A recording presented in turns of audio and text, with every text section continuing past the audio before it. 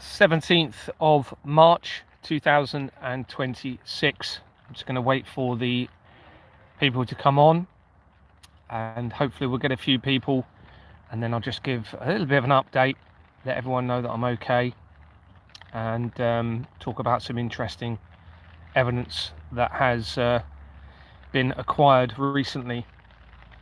So hi people, hope you're doing okay. Hi everyone, hi Vanessa, hi Patricia, hi Lisa, hi Jennifer, hope you're well, hi Wildflower, I presume. I hope everyone's had a really good day. I thought to come on and do a little bit of an update. I'll just wait for the figures to go up a little bit whilst I get my screenshots prepared a little bit. Unfortunately, they're round the wrong way, some of them, which is a bit of a pain, but I should be able to read it. Hi Wendy. Yes, thank you, Wendy. Yeah, Wendy's just put, hi Gary, did you see the Company's House update? Yeah, I'm actually going to read that out. I've had a look at it, and it's very interesting, and it's obviously very relevant to what I'm doing, and it just shows you really how worried they are about this. So we'll come on to that in a minute. Just a little bit of a summary for those people that don't know me, that are just coming here. I'm a former UK police constable, was in police for 18 years, and from 2022 I started to acquire irrefutable, verifiable evidence of decades-long government fraud, but it appears as though it's going back centuries, and we're actually going to go into potentially a little bit of that in this video. And what our governments have been doing have been forging Company's House registration systems and the incorporation documents, particularly Company's House in the United Kingdom, but I'm no doubt that it's been happening in other countries on their registration systems, but the UK seems to be the hub for it, and it's worldwide fraud. There's been no verification, which means that fake names have been able to be used, fake addresses, which of course makes it very difficult to hold people accountable if they're using fake names or fake addresses. And this is what they've been using to launder money through into offshore accounts in relation to international conflicts, terrorism, very serious crimes against children, international drug trafficking, and terrorism as well. And these are our governments. These are the heads of the police, the heads of the intelligence agencies, the heads of the NHS, are all implicated in this, everybody. And in fact, it seems, and it's pretty obvious now from my evidence, that our whole system has been set up around this fraud. And in fact, we're going to go into some details and some information later that I've recently acquired that actually is starting to show that it was specifically set up because of the blood of the children and the sacrificing and the crimes happening against the children, even beyond sexual abuse. You know, we're talking about very serious crimes, torture, according to all of my evidence. This is skinning of children alive, torture, murder, and the blood of the children. And I'm sorry if you don't want to hear that, but we can't ignore it anymore. The evidence is absolutely overwhelming. So, yeah, and what the government are trying to make it appear as though they are doing is bringing in some verification processes to prevent it from happening, but they are not. They're actually exposing themselves continuously by everything they're trying to make it seem as though they're what they're doing. And I've got the evidence that are actually the verification process they've got in place, which is the first time since 1844, by the way. They haven't had any verification at all since 1844 until I started exposing this. And on the 26th of October 2023, within 3 weeks of the Israel bombings or Israel attacks, they publicised that they were going to be starting some verification processes. But I know for a fact now that what they're doing is they're allowing third-party criminal organisations to verify the details of the linked criminal organisations, and then they are then telling Company's House they've verified the details. So what they're trying to do is remove the accountability from the government and get secondary criminal companies doing the verification instead of the government themselves. All right, so it's clearly staged. It's clearly they are very, very content to and committed to continue with this system of crime and fraud that they've got in place. And it is against all of humanity, practically. Okay, and it does seem, and we're going to come into this, someone's just put Jesus is real. We're going to be talking about that actually a little bit. And we're going to be talking about the falsified prophecies in all of this and how they very well could be trying to lead towards the end of all of creation again. You know, and so what I've found recently is suggesting that still could very well be a possibility in all of this. But we'll just have a quick chat about the Companies House publication that's come out recently. Thank you very much for the person that mentioned it on here. And I'm just going to read it to you. So this tells you how worried the international governments are about this. And it's basically a link, and you can go and look at it. It's on the government website, .gov website, and it's also within my document now. So when you get my document, you'll be able to see exactly what I'm telling you about and click on the link and have a little look at it. And it's the official government website. And it basically says, if I can just get the bit up here, where is it? Oh, no, not that one. Wrong screenshot.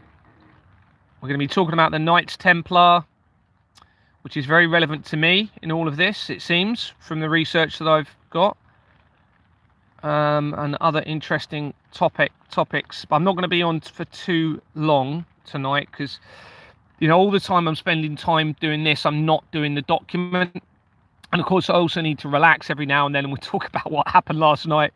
And I think Vanessa's desperate to hear what happened last night, and it's I didn't know whether to talk about it actually, but I will. There's a possibility it may compromise me a little bit, but I'm going to talk about it anyway. But let's talk about this Companies House thing first. Oh my goodness, where is it? So I've got a few screenshots here, and I haven't got them in the best order. You can tell I'm not very prepared for this. Okay, so a government article was released on the government website, and it says on Friday the 13th of March, Friday the 13th, which actually, unbelievably, that becomes very relevant to what I'm going to be talking about next, and I didn't even realise. On Friday the 13th of March, Companies House was made aware of a security issue, which meant that a logged-in user of our web filing service would potentially access and change some elements of another company's details without their consent after performing a specific set of actions. This was not accessible to the general public. Only users with an authorized code and logged in to the service could have performed this action. We closed the web filing at 1:30 p.m. on Friday the 13th of March while we investigated and resolved the issue. The service has been independently tested and is back online as of 9 a.m. Now, what they are saying basically is, or allowing the ability to do, or try to do, it seems, is they're testing the water to see if they could potentially blame the international government fraud on an internal integrity issue with somebody within the Companies House registration organisation. All right, it's not going to work, everybody. All right, this is how desperate they are. The evidence is absolutely overwhelming. You will see from the next document that goes out, there is absolutely no way out of this for them, okay? No matter what they do now, they are fully exposed, everybody. And you will see, because how I've written the document this time, or how I've added bits to it, I've supported the cross-referencing through the document in a way that, okay, it's huge though. It's going to be a huge document, but you're going to be able to see where I'm referencing it and go back and check and see within the document that I'm telling the truth on everything that I'm saying. So it's going to be huge. So that tells you how worried they are, everybody, all right? The fact that they are publicising that sort of information now. They've already removed 11,500 companies. The National Crime Agency back in July, I think, 2025, just suddenly removed them, claiming that it was a crackdown on fraud. It will not be. It'll be them either giving me more evidence deliberately, or them trying to remove the Companies House records to hide the evidence of the crimes that they've partaken in. So what happened last night? So I was in a location, well, prior to me going to the location, something very strongly told me not to go there, to the point where it was almost a second voice, I'm not crazy by the way, almost a second voice saying, Gary, do not go to this place where you're thinking of going. So I was going to get some food, I was going to have a coffee as I was doing my research in this location, and they kept saying, do not go, and I was thinking, okay, but I really want some food, and I could have gone somewhere else, but it'd be more expensive, so I thought I'll just go anyway. Spent the day in this location. There was a guy in there that I'm almost certain has been positioned to monitor me and watch me and be by me. Whether he's going to harm me or not, I don't know. But I've seen him several times, to the point where when I was late one night in the location doing the research. Hi, Australia. I hope you're doing okay. Iran. Oh, by the way, I will come on to Iran in a minute. Someone's mentioned Iran. Remind me in a minute and we'll talk about Iran.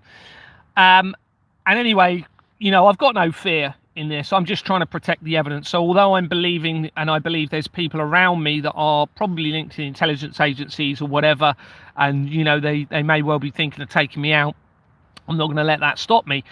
But I do need to try and protect the evidence that I've got. And anyway, when I was in there, this lady comes in and she was a bit tipsy. She had a little bottle of wine, comes straight over to me, doesn't go and speak to anybody else, and starts talking, and comes right up and stands right by my table and starts talking and starts asking what I'm researching. Now, this is very, very unusual for this to happen, and I've been doing this for 4 years. Anyway, I thought, you know what, I'm going to explain exactly what I'm uncovering, and I'm thinking she's probably been positioned to come in and speak to me. And I told her about everything, and we had this discussion, and she said, yeah, but nobody's going to do anything. I was like, well, I am. You know, if I am, then that means there'll be other people that are going to be doing something about this, and that's willing to put their, you know, if you like, their neck on the line to uncover this.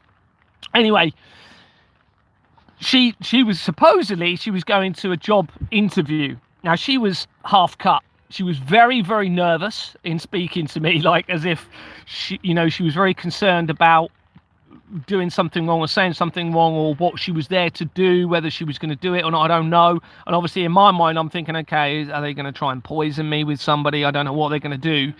Anyway, eventually she left, and I carried on with my work. And then towards the end of the evening, I saw the same guy that had been in there earlier, that had been literally, seems to be following me a lot wherever I go into this location. And I left the location late, and there was a helicopter literally flying right over outside the pub as I came out of that location. And it flew over, it was very, very low, extremely low. It flew over off to where I would normally have headed back to where I was staying. Okay, so there's CCTV cameras, so they'll be monitoring my routes to and from where I'm doing some of my research. And it literally was just hovering over this particular point where the cameras then disappear, which enables me obviously to get into a position where they can't easily monitor me. So this helicopter was literally just hovering over that point, and I was thinking, okay, well, they're waiting for me to go to that point so that helicopter can then trace where I go from there. So I thought, right, I'm going to have to change my route. Anyway, I changed the route, and as I started changing the route, I saw a few minutes later there was at least 2 police cars that I saw around the area where I was going, where I was coming from, away from the helicopter, well away from the helicopter. And then I saw another car, and I thought, okay, now I'm at risk potentially, or now the evidence is at risk. And I thought, okay, they're looking for me, or I thought I had to consider that they were looking for me.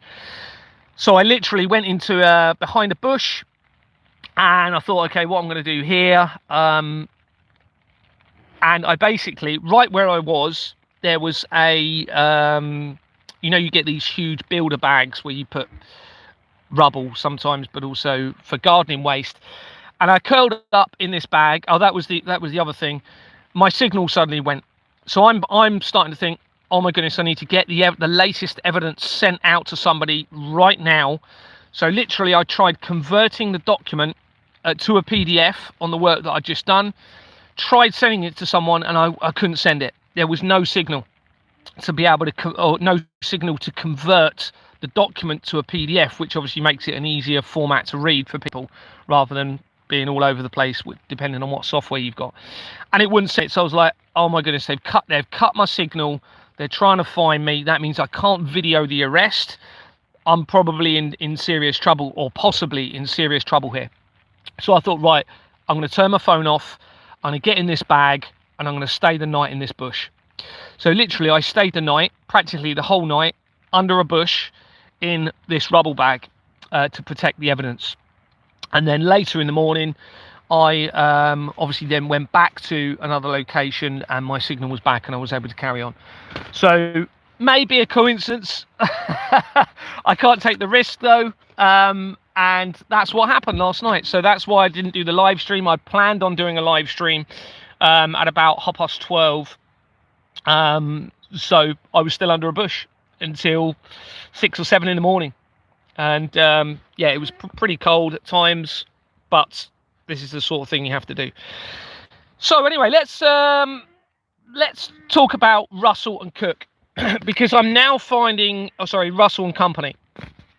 I'm now finding overwhelming evidence that our government organisations are actually running the world's drug supply. Now, a lot of people have known this or said this anyway, but to actually find the evidence to practically prove it or overwhelmingly support it, it's quite shocking to see.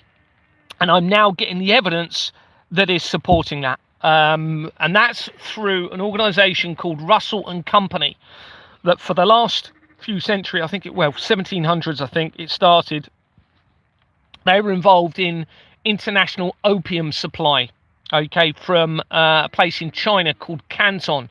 Now, I'd already found connections to Canton in my research, but I hadn't delved into Russell and Company.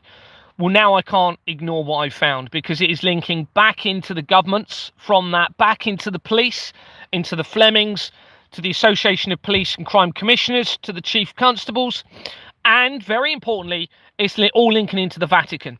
All right, so what this tells us, and it comes on, it's very relevant to what we're going to be talking about in a moment, actually, and how that links in with the Knights Templar, and also what somebody said on here a minute ago, which I've forgotten what you said. Someone put a comment, and I was like, that's actually very relevant. But because it's linking in with the religious establishments, it's looking as though, because they've set all of the organisations up around this, it's looking as though they are deliberately moving us into a tribulation period on the earth, using the international drug supply, deliberately pushing it upon humanity, all right, to remove the moral conscience, of course, as I keep saying, but also how that's being used to trade the blood of the children, which is so massive in all of this, everyone. I can't ignore this evidence. It's massive. It's so big. And you find connections of that through all my research into the horse trade, the bloodstock industry, how that ties into the NHS, and how it is now linking in side by side with the international opium trade, linking in with the police heads. And this will be the heads of the police, right? Don't get me wrong. I was innocent in the police, frontline police officer. Let's pray most of the frontline police officers are innocent in this. And I do believe that's certainly with the crimes against the children. I do not believe most police are going to be involved in crimes against children. The heads of the government, the heads of the police organisations, I'm almost certain they're definitely involved in the fraud. All of them, the chief constables, the police and crime commissioners, higher, even slightly lower ranking officers are going to be involved in this significantly, and even some police constables and low ranking officers are going to be involved in this. But I think most of them are actually being used, and they don't even know it, to facilitate the crimes against the children and against humanity, and how this links in with the Vatican and the move towards a falsified prophecy. And we're going to be talking about actually how that links into the next thing that I really want to talk about. Because we've already mentioned in let's just talk about the Russell and Company a little bit more. So this organisation links to Canton. Well, Canton is about 343 kilometres east of Yulin. And if you're not aware of the Yulin Dog Festival, okay, then at that festival, they torture dogs alive, okay? They boil them, they skin them alive, and they claim that it is, and it is going to be to do with the food chain. But this is now starting to tie into the evidence that I've got of the crimes against the children in all of this, and how this links into the criminal network side by side with the drug trafficking, and also how that links in with the heads of the police and the organisations that have been set up, as I've said, and into the Vatican. So you have the Yulin Dog Festival, and began in, according to the research, in 2009. Well, 2009 is the same year that I became a director of Exbourne Manor. It's the same year that the main company in the Companies House fraud began, which is the Royal Foundation of the Prince and Princess of Wales, which is where Companies House was based, which creates the criminal entities now running the world. And it's the same year that the movie Angels and Demons came out, which was about the Vatican and CERN. All right, so this Yulin Dog Factory, or Dog Festival, started that time as well, that same year. And then when you come in from the Canton Companies, it's got another name. I wouldn't be able to pronounce it anyway, but it's with the spelling, but some Chinese name, looking name, which is the same name as Canton, but it's got another name. You find leather companies immediately in the research. Now, this then starts to tie in with the skinning, I believe, the skinning of the children, and how that ties in with the leather industry. And remember, I've already got this evidence of the Madeleine McCann skin potentially being used in Prince Harry's shoes that he wore around the time of Jeffrey Epstein's arrest in July 2019. And there's loads of connections I'm finding. Also, just another example, you have a hunters tailors organisation linked in with the Savile Club, which I established through the research of the Wayfair child abuse trafficking scandal. Okay, so when I researched the Wayfair scandal on Companies House, it linked to Savile Row. I then found connections to a hunters tailoring service, which links to the Beatles, aristocratic families, into the Princes of Wales that were also tailored, and it was to do with hunting attire. Okay, so tweed, and the sort of things that you would see for hunting on estates. Well, this then links in with the fox hunting element of the evidence that I've got, which is now, I'm almost certain that fox hunting has been used as a cover for the hunting of the children on the estates, and how that links in with York and ties back in with Rome, and then it all links in with Rome and also Northern Ireland. Okay, because the fox hunting wasn't banned in 2005; it was banned in England. It wasn't banned in Northern Ireland. Okay, and I found connections into Northern Ireland from the area of York and Yorkshire. And York is very important, and I'm trying to stay focused here because there's so many different subjects I've got and research I've been doing. It's just vast. But York is very, very relevant, and how it ties into a scandal involving the Bishop of York that I'm now exposing as well in my evidence. You've already had the scandal regarding John Smythe, who was the Archbishop of Canterbury, linking in with John Smythe and the former Archbishop of Canterbury, Justin Welby, and this is now tying in with what was his name, Baden-Powell, okay, who set up the first scout club, okay, because John Smythe, when he did his crimes against the children, it was in relation to a outdoor scout activity, and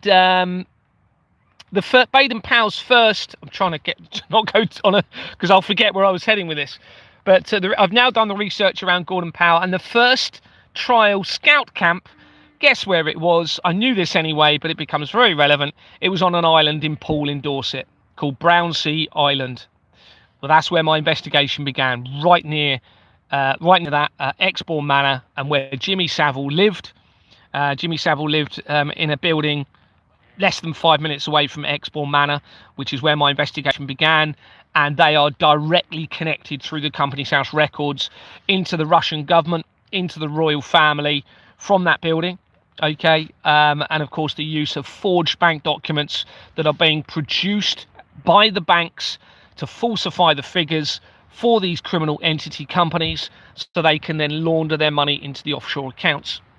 So anyway, you've definitely got this link now into the international drug trade, and how this is linking in with the religious establishments. There's loads more, but I haven't got it in front of me to go into all of the detail, and I don't really want to get it too wrong. Well, let's talk about the Knights Templar, because we know that the Knights Templar connects into all of this in some way. It links to me very, very personally. And that is because when you research MK Ultra, okay, there was a company called MK Limited that I established, and within that organization, you have, well, first of all, it was linked straight to the area where I was born, okay, which is Medway, which is where you have Chatham, where I was born, and I lived in Rochester. And in that company, you have a Masonic company, which is the Gillingham, a Masonic building. And in that organization, you have my former school that I used to go to, okay, which was called the Thomas Aveling School on Arethusa Road in Rochester. Within there, you then have Waterman companies, and then a Waterman offshore company. The addresses around that Waterman offshore company link into my life. They surround my life, basically where I lived in the area. The names on there I don't recognise, but my dad was an adopted child, and it's possible that those names somehow link back into my adoptive dad's names, family. And of course, as I've said many times, and I'll just say again now, my family also associated with the Cray twins, according to the evidence, which then links in with the overwhelming evidence that I've got in relation to the infiltration of the royal family. So the address on that Waterman offshore company, or the postcode, shall we say, when you type that into Google Maps, it goes straight to a 13th century Knights Templar building in Rochester that I'd never even heard of before. And you can look at images of it, and there it is, a 13th century Knights Templar building. So we have this link in to this via my school to a Knights Templar location. Now, I've done a bit more research around the Knights Templar, and there's a video, and I'm just going to get my notes up for this. There's a video that somebody sent me, and thank you so much to the person that sent it to me. And forgive me if I haven't responded to all of you that are sending me stuff. I will be responding at some point, but my priority has to be to get this document sent out. Once I've got this document out, I can relax, and it'll be, I'll tell you what, it'll be a massive relief for me rather than being on edge all of the time. Because of course, once I get that document out, it doesn't necessarily matter quite so much what happens to me. So I can just relax a little bit more, knowing that evidence is being circulated. But let's just talk about the Knights Templar, because somebody sent me a couple of videos and they were very interesting. And then I'll come to the comments in a moment. I'm just going to read this.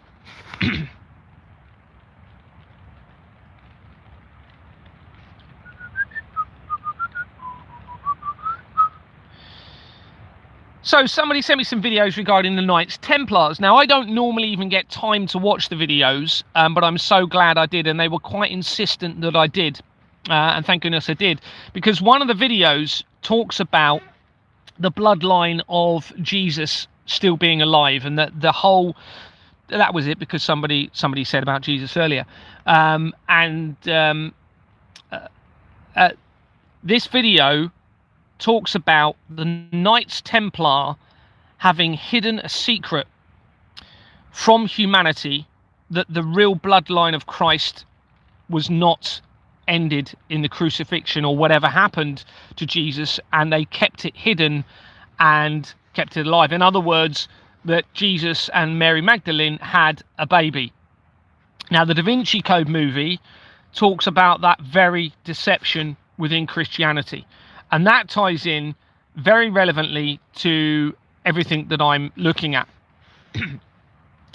And what the suggestion was that the Knights Templar knew about this and kept it hidden. And because they knew about it, the Catholic Church decided to try and murder as many of the Knights Templar as they could, according to the research. Now, in this video about the Knights Templar, it's basically a guy going around, almost on like a treasure hunt type thing, isn't it? But going around trying to find evidence of the symbolism regarding the bloodline of Christ, and where the Knights Templar left the evidence to prove that the bloodline was still alive. And it was with a big part of it was with a hooked X, according to this video. So you have an X with a little hook on it, which resembled the Jesus, Mary Magdalene, and the hook representing the child that they had. And he goes around these different locations trying to find the hooked X within the buildings.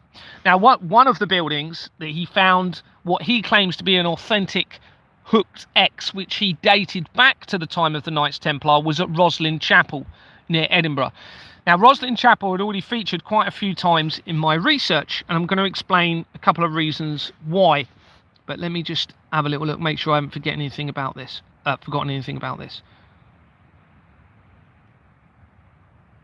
The second video that was sent to me about the Knights Templar is, again, very, very interesting. And it's literally a guy just talking about the Knights Templar and the deception really around all religion, and how scripture has been used to blur the line between what is right and what is wrong, and overcomplicated what really should be the foundation of everything, and that is to love thy neighbor. In other words, treat everybody, which is what I've been saying this, haven't I? This is exactly what I've been talking about.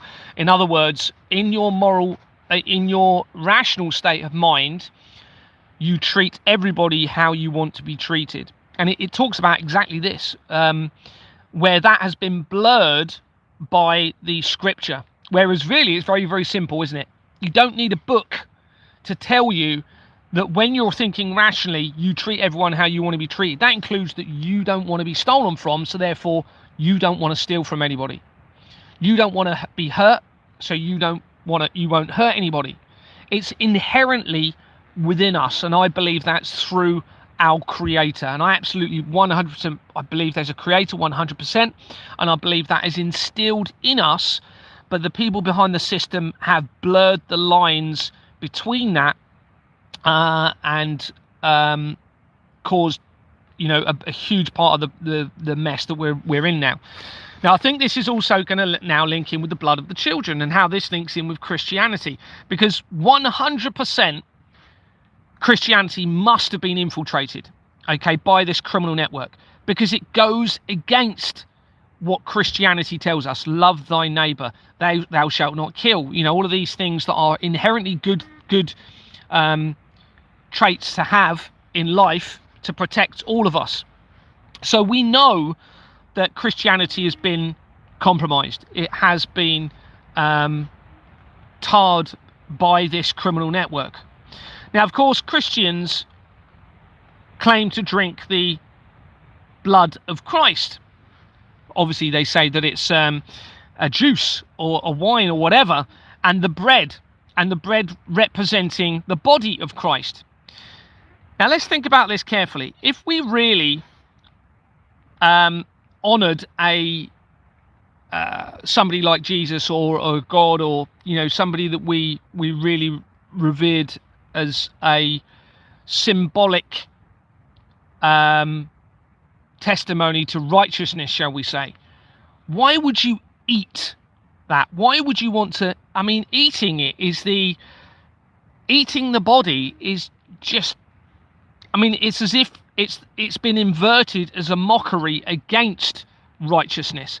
And now I've found, obviously, the as I've said a lot of times, links into various religious organizations in this, but you definitely have a link to the centralized criminal network, to this satanic temple United Kingdom, which would be an inversion, if you like, of moral conscience, because the Church of Satan and satanic elements is almost averse to the, if you like, the moral conscience side of things. And when you actually research the Church of Satan, it talks about almost undermining the three main Abrahamic faiths, so Judaism, Christianity, and Islam, because of their moral grounding, if you like, which means it restricts the power that people could have over the humanity, that allows us to steal from humanity. We can't have a system that allows us to exploit children and victimize people and cause all of this suffering. And yet here we are in this situation. Now we know they are not of our Creator. They are not working for our Creator for some of the reasons that I've said. Christ or eat the body of Christ, then what's the next closest thing to innocence and righteousness that you can drink the blood of and you can eat the flesh of or the bread of? Children. So I think this is going to be a very strong element in all of this. And many Christians, I think, will be completely deceived. Don't get me wrong. I'm not saying all Christians are bad, and I'm not saying they're all involved in the blood of the children at all. But they have been compromised by this international criminal network and the deception. Now, I think someone was trying to tell me how important this was, because when we look at the evidence surrounding Julia Vandal, who claims to have been Madeleine McCann, let's just have a little look at some of this and how this potentially ties in. Now, the Knights Templar had a cross, as its symbol. It's a red cross, not a crucifix. It wasn't a crucifix, but it was almost at right angles, if you know what I mean, like a normal cross with splayed ends on it. And obviously the crucifix is elongated with a cross across the top with a slightly longer bit at the bottom. But also we've got this mention of the cross, as in not a right angle cross, but you know what I mean, with the hooked X, an X, better way to say it, hooked X now, linking in with the symbolism and the bloodline potentially of hidden within humanity of Christ. So the cross is very relevant in everything that's going on. Well, when I spoke to Julia Vandal, and if you don't know who Julia Vandal was, she claimed that in 2022, in July, said it was May 2022, which is as I'm starting to make escalating my inquiries at Exmoor Manor, she started to believe that she was Madeleine McCann. And she got in contact with me quite a few months later, and the research that I acquired from her made me initially believe she was Madeleine McCann, or she was positioned to hide something much, much bigger. Because what had happened is Julia gave me some information about her family, about her companies that they'd worked for, which enabled me to do research through the Companies House fraud, which led almost immediately, far too quickly we're talking immediately into Exmoor Manor. Straight away. It was one company away, I can't remember. There's over 5 million registered companies, and from that information directly into Exmoor Manor, it was no more than one company away. And from there I found a link to Gerald McCann, literally to Gerald McCann, from the information provided to me by Julia, who's claiming to be Madeleine McCann. So anyway, then I found loads of other connections, and in my mind I'm thinking, well, she's got to be Madeleine McCann, or as I've said, they're hiding something much, much bigger in this. But during my conversations with Julia, there were several things that she only discussed with me. Nobody else. Bearing in mind I hadn't met her, and one of those things that she discussed with me was that the world would end, she had a vision that the world would end by exploding, and that she was in the clouds with a godlike figure selecting who was going to, or the godlike figure was selecting who was going to heaven, etc. At the same time, somebody else linked to the Freemasons was sent in to infiltrate me, I believe, but potentially in a good way now, potentially. And through that contact, I was put in contact with somebody else who had exactly the same vision as Julia Vandal, that the world was going to end by exploding, and he claimed that it was to do with nuclear weapons all being fired into one location. He was also claiming to be a high-profile missing person. So anyway, this information was all coming into me around the same time as when Donald Trump was saying the world is going to potentially end with a nuclear war with Iran. This was well before what's going on with Iran at the moment. This was 2024. And this was all being timed At the same time that all of this was going on, I was then fed information there was missing nuclear weapons from the 1980s in relation to a company called Atlas Holdings. Well, that company later acquired, according to the evidence that I've secured, the main currency producer in July 2025 as the escalation of the fraud exposure continued. Atlas Holdings acquired the main currency producer, De La Rue. And that was the first time it had come off the London Stock Exchange since 1947, which is the year of the Doomsday Clock, when the Doomsday Clock began. So all of this information's getting sent in to me, and I'm trying to work out what's going on. One of the other conversations Julia had with me, and I'm going to get this on the screen just so I remember what I was going to say and don't get it wrong. In fact, I can probably do it easily from the memory, actually.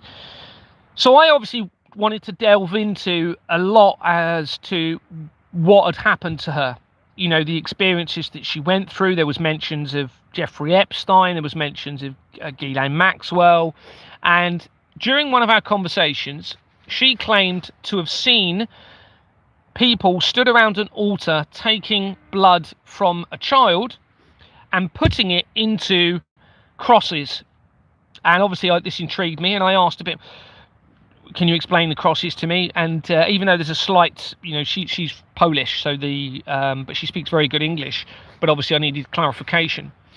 She claimed that all of these people were wearing crosses around their neck, and of course initially I'm thinking crucifixes, and she says no, they're not crucifixes, they were crosses, not a crucifix, and they were putting the blood into these crosses that are around the blood. I now have to consider that she was told to give me that information, because crosses, blood, hidden bloodline within the crosses linking in with the Knights Templar. So I now have to consider that. Now this also links in with the Roslin Chapel, because in 2024 there was a few weeks where there was so much evidence coming in, and I was trying to establish what I needed to do, that I was literally, when I had the van, I was driving around different locations trying to see if I could find things happening that could help with the evidence. And in November? I think it was the end of 2024 anyway. Through ley line maps and all of this other evidence coming in from others and what I was finding, I attended a location in called Moy Loch, which is not far from Inverness in Scotland, and on the middle of that loch there was a obelisk with a pyramid on the top, and there was a key date in all of this that was being fed to me, etc. So I went there on this date not knowing what I would find. Anyway, long story short, Roslin Chapel was also mentioned, which is, as I've said earlier, where this cross has been found by this person doing the investigation in relation to the Knights Templar and the hidden bloodline. Now, I was then given information that suggested that Julia was flying into the country that day, okay, on this exact day of this date that was tying in to a potential event involving nuclear weapons, linking in with Madeleine McCann, linking in with everything that I was exposing, and that the plane that she was coming in on was having to be diverted because of a storm that was happening in Wales near where she was going to be flying. And I was being fed information that suggests she might be flying to Edinburgh. So then, of course, with this evidence of the Knights Templar all coming in at the same time, and how it links in with the Da Vinci Code, and we'll come to that in a minute, I was going to go to the Roslin Chapel in Edinburgh that day and try and meet with Julia, and either whether, you know, I didn't know whether I was going to have to try and protect her from being you know, subjected to some sort of sacrifice, I don't know. So I was going to go to Roslin Chapel, and I decided not to at the last moment. Now that EBS, there was an electronic emergency broadcast service that went out in relation to that storm, and I think it was the first one, or one of the first ones, that had ever been used in the United Kingdom, and I secured the evidence around that emergency broadcast service in relation to the storm that then was diverting the flight. Anyway, so the Roslin Chapel was used in the movie, the Da Vinci Code. And the Da Vinci Code is about a deception within Christianity where the true bloodline of Christ still exists here on earth. And they used the Roslin Chapel for part of that movie. And it talks about Mary Magdalene. And they also go to the Louvre Museum in France, which I ended up going to, which I will mention this actually in a minute, because it's all very relevant to this. Now, that movie came out in 2006, which is the year that I transferred, not knowing anybody at all, from Kent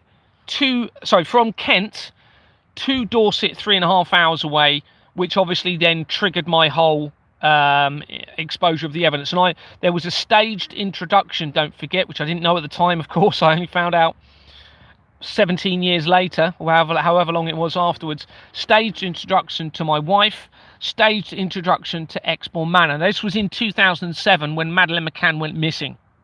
That is when I was introduced to my wife and when I ended up buying the property at Exmoor Manor. 2008 is when my father, who is connected to the international government fraud, and I am no doubt he's going to be linked in with the Freemasons, and now very likely linked in with the Knights Templar because of the evidence that I've found. He purchased my wasn't my wife at the time, but Lisa and I, a trip to Paris. Nothing to do with the Da Vinci Code movie, as far as I was aware. And we ended up going to the Louvre Museum, and we did lots of other things whilst we were there. And in the Louvre Museum is the inverted pyramid coming down, big inverted pyramid pointing down, little normal pyramid above pointing up. And this is featured at the end of the Da Vinci Code movie. The second movie, as I've said, I think I said earlier, second Da Vinci Code movie came out in 2009, which is the year that I became a director of Exmoor Manor Freehold Limited. It's also the same year that, as I've said earlier, the Royal Foundation of the Prince and Princess of Wales was incorporated. It's also the year, the Royal Foundation of the Prince and Princess of Wales, it's also the year that the Iranian Green Movement started. Okay, now the Iranian Green Movement connects to my research of the Iranian conflict deception, which now ties into everything that we are seeing going on at the moment. And 100%, it is a collaborative deception against humanity. Now, I'm not saying that all of those explosions aren't happening, and I'm going to come into, if I remember in a minute, how this possibly links into the crimes against the children. So that was all in 2009. The next movie came out 2016, which was called Inferno. And obviously, the second movie, the Da Vinci Code, Angels and Demons, was about CERN and the Vatican, which is where all of my evidence is converging at the moment on those main two topics. CERN being the collider technology, and the Vatican is now being linked pretty much from every area of research. And it's very clear that the centralized criminal network that they have in place is all now going back into the Vatican, very quickly being linked, specifically via an organization called Field Fisher. All right, so a lot of the solicitors are tied to Field Fisher. Well, Field Fisher have the contract for the BBC as the BBC's solicitors. All right, and it links in then with the royal family and into the De Reyers. Now, within the block that I was introduced to where my investigation began is the De Reyer family. They owned 3 flats, okay, and they appear to be linking in to the Doomsday Cult with Julian Assange, with Deborah Fleming, with the Flemings, it was the Flemings that initiated my removal from Exmoor Manor after I repeatedly, as a director, refused to file and use forged bank documents until we had established why those documents were forged and where they would come from. Obviously, that investigation was shut down, and I acquired from there the evidence that the police were actually involved in the international government fraud, and it escalated from there to prove that international governments are all implicated in the criminal network linking in with the Vatican. And of course, this all now goes back to the Reformation. All right, because the Reformation is when, as I've said previously, a German company was involved called Gutenbergs of producing religious material that was being rapidly printed and distributed around the world. We're talking back in the 13th century, which links back into the time of the Knights Templar.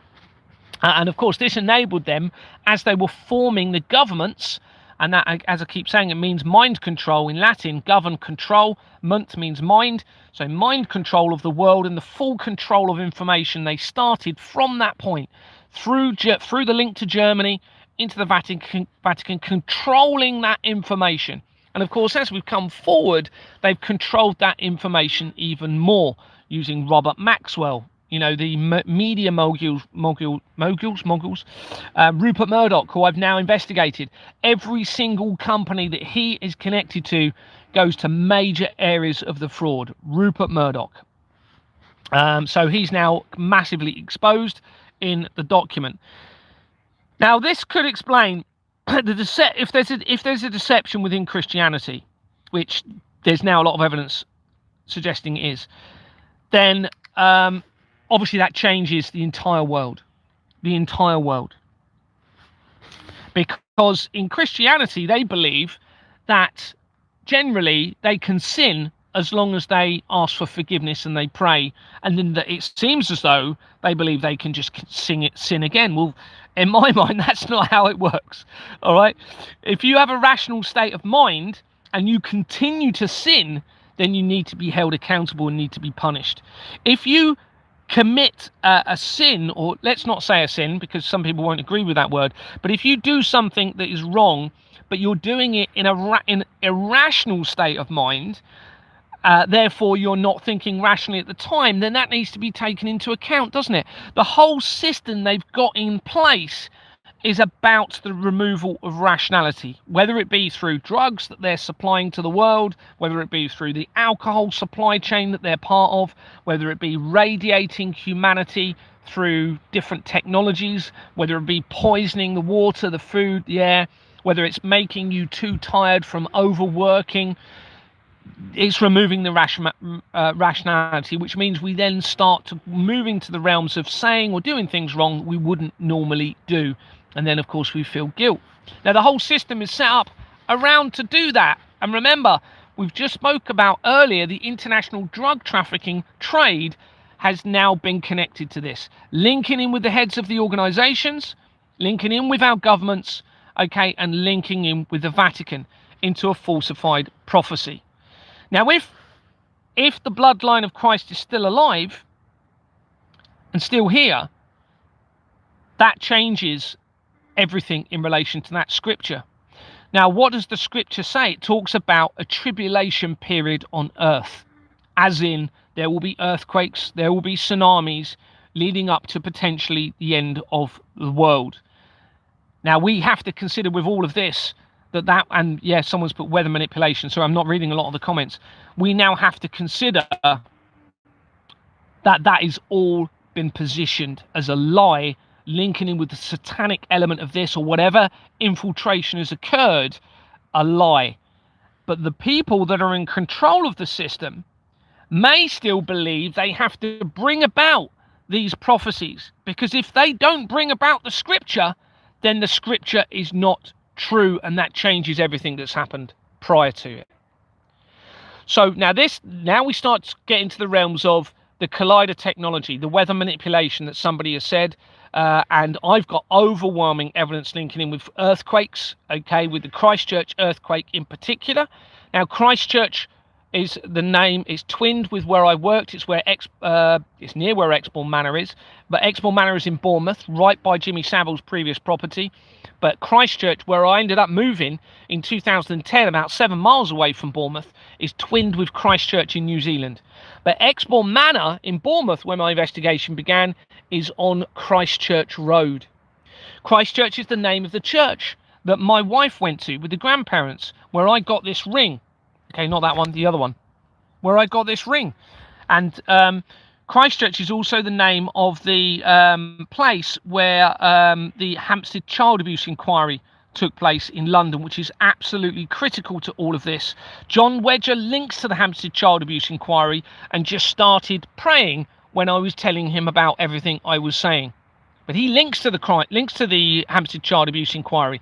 But he is an former Metropolitan Police officer talking out about the crimes against children and trying to expose it, supposedly. Okay, but he's linked to it. So the big question is why? Why did Andrew Bridgen tell me about the adrenochrome when he's linked to the adrenochrome evidence, and he is linked directly to Exbourne Manor Freehold Limited? Now, this all possibly explains why in 2023 a bill began, and I do need to read this bit. The government introduced a bill to re-establish the church. Let me read it because otherwise I'm going to get the wording wrong. De-establish the Church of England. I'm just going to read you this.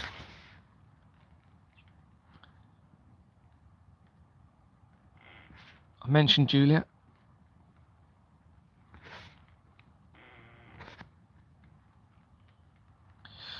Mention that.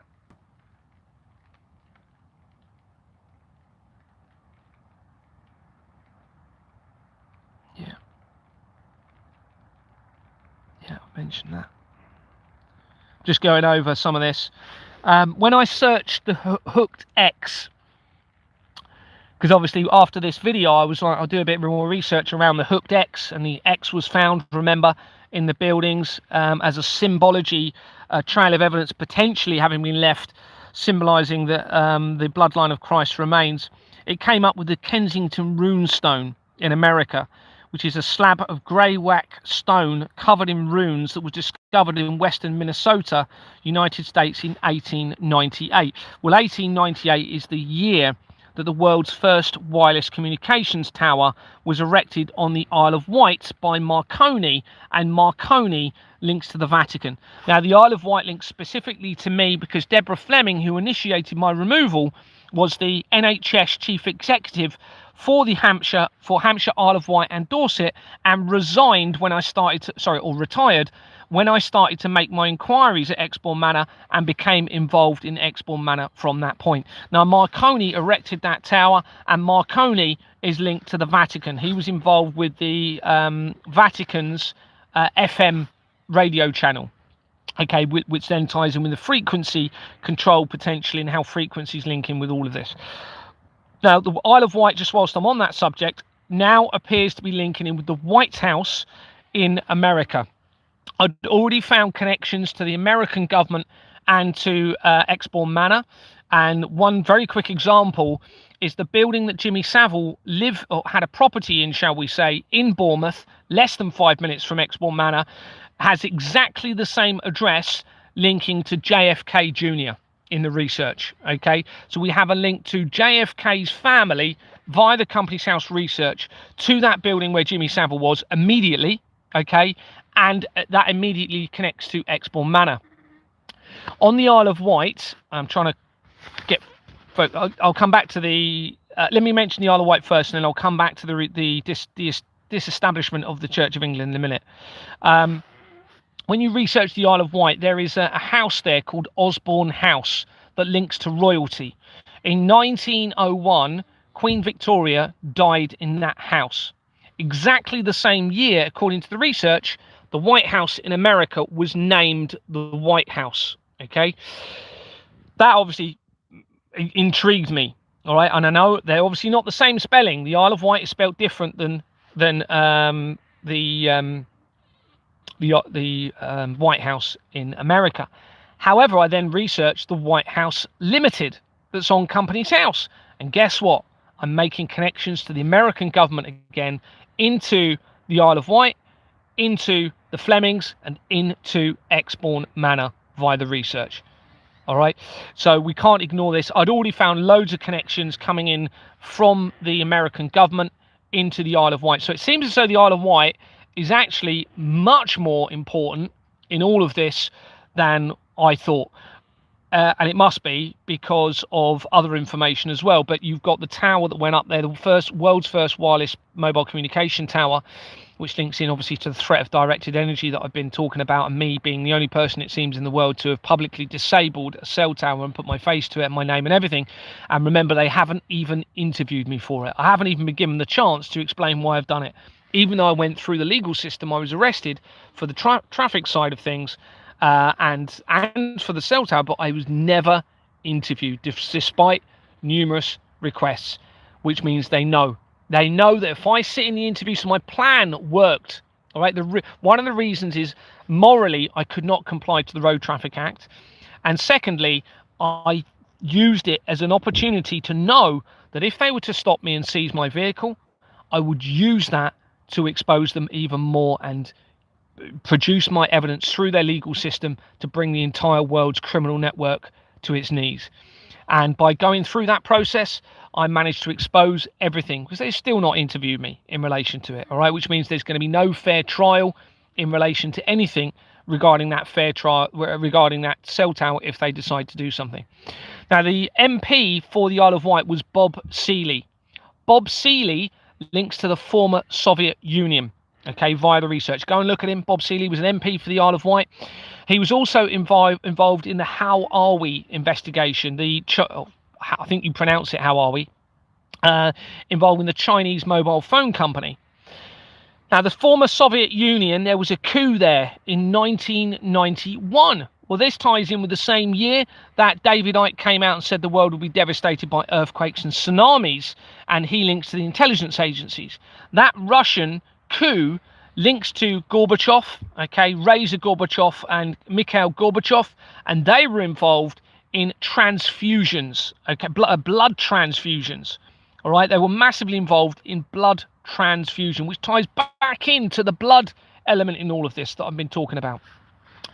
1991 is obviously the year before it's the same year that David Icke came out and said what he was saying. It's also the same year that my favourite movie was released, called Terminator 2 Judgment Day, and that links to Ingenious Film Partners, which links to my upbringing, which links to the incorporation document for the Royal Foundation of the Prince and Princess of Wales that connects practically all areas of the fraud together. All right. It also links to a monks organisation and back into the religious establishments. So that came out in 1991, my favourite movie, Judgment Day. Also 1991 is when the relativistic heavy ion collider, which is the second of the two active colliders on the planet, which links in with CERN, of course, was started to be built in New York. And everyone was coming out saying that may create a black hole on Earth. And they still, supposedly, according to the research, constructed that device in New York. And that was first activated in 2000, the year before the World Trade Center disaster, which happened in New York. So 1992, the year afterwards, is a very, very important year. It's when the Companies House register started to become electronic, giving the ability to expose the entire world's criminal network through that electronic register and the discrepancy of the documents being attached, which is how I found the evidence, through the discrepancy of the electronic register and those documents attached to it. That's also the same year that the Vatican became a legal entity. It must have been timed deliberately. It must have been. Now, let's get back to there's so much more evidence. It's absolutely mind-blowing what I am finding, and I'm not even telling you half of what I'm missing. It's going to be it was 1,500 pages. It's probably nearly 2,000 pages now. So there's a lot of stuff I'm not telling you and forgetting in between. But let's talk about the disestablishment of the Church of England. Bear with me.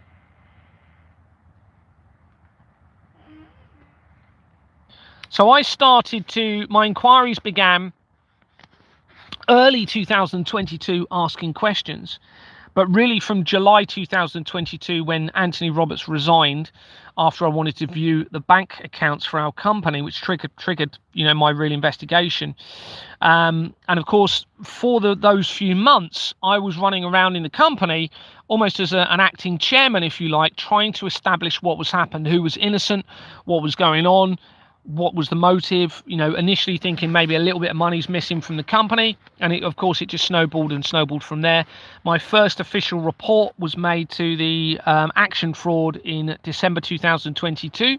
And from that point, loads of changes happen through the Companies House records.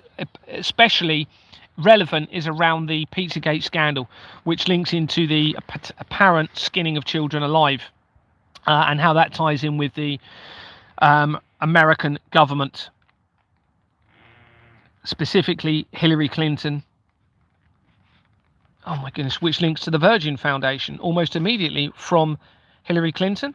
You have Virgin Management Company on one of the incorporation documents for her company.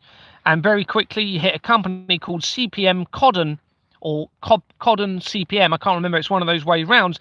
Well, that links immediately to Sonia Poulton, an independent journalist supposedly investigating primarily the Madeleine McCann case. So that links back in with Madeleine McCann, and that links anyway.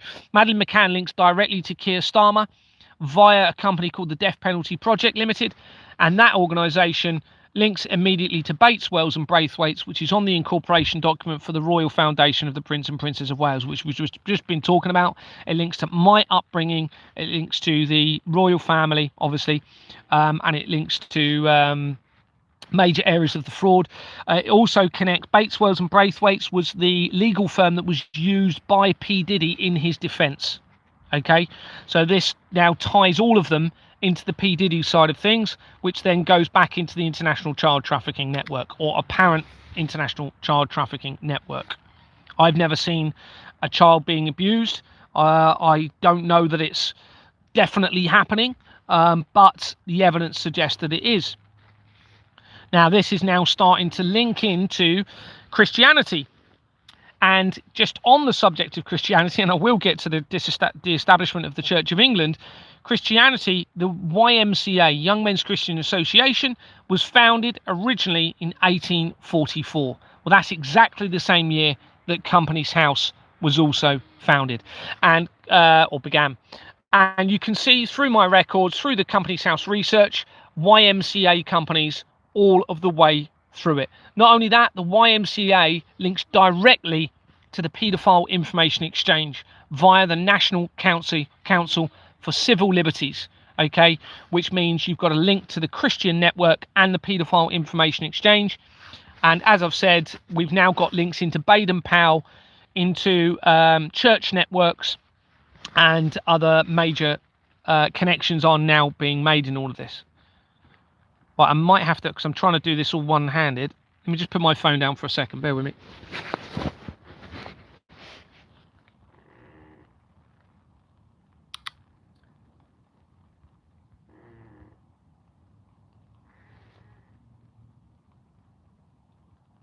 Okay. So as I said, I made the first report. Oh, what's that? I made the first report in December 2022. Realised not long after that, probably within 2 or 3 months, the system is completely compromised by what I was exposing. So I started to try and publicise it publicly. So I started to show evidence, put them on obviously different social media platforms, tried creating a public document file, which they continuously then hacked and prevented me being able to use it. So on the 6th of December 2023, Lord Scriven, sorry, it's not an E, it's a C, Scriven, was involved in the start of a bill regarding the de-establishment of the Church of England. All right. This was as I was escalating the exposure of the fraud, and it has to be considered that they were doing this as they was aware that I may expose a deception within Christianity, with evidence now being acquired to support this. Paul James Scriven was born in 1966, according to the information. This is the judge that was in, the MP that was involved in this. That's the same year as the establishment of the Church of Satan. He's a Liberal Democratic politician, life peer and leader of Sheffield Council from 2008 to 2011, the same year that the Christchurch earthquake happened and Jimmy Savile died. He was once described as Nick Clegg's closest ally in local government. He started his his graduation working life on the Fast Track General Management Trainee Scheme in the National Health Service. After the scheme, he worked at a number of NHS hospitals and NHS organisations in senior roles. He worked at senior roles. He left the NHS after 10 years to work for a number of private companies that worked alongside public services outside politics, Scriven is self-employed, working in consultancy and leadership development. So immediately we have a link to Deborah Fleming, because Deborah Fleming was an NHS chief executive for the Hampshire, Isle of Wight and Dorset. And I can tell you now 100% the NHS are massively implicated in this criminal network, and how this appears to be linking in with the blood of the children. And of course, as soon as you have the medical profession involved in the blood of the children and the crimes against the children, that enables another cover in and a way of trying to conceal what's really going on with the children, as well as lots of other things that can be used for. In 2020, Scriven was awarded an honorary doctorate from Manchester Metropolitan University.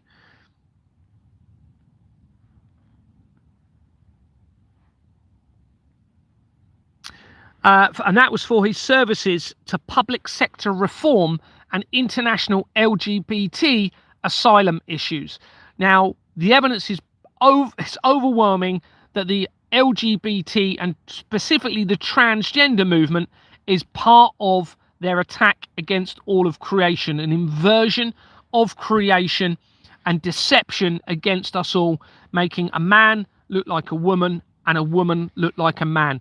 Now, if somebody wants to do that, that's up to them, and that's absolutely fine. But if you have a government that is driving an agenda deliberately to facilitate a criminal network and an inversion against all of creation and how that relates to the children, then of course, I can't agree with that.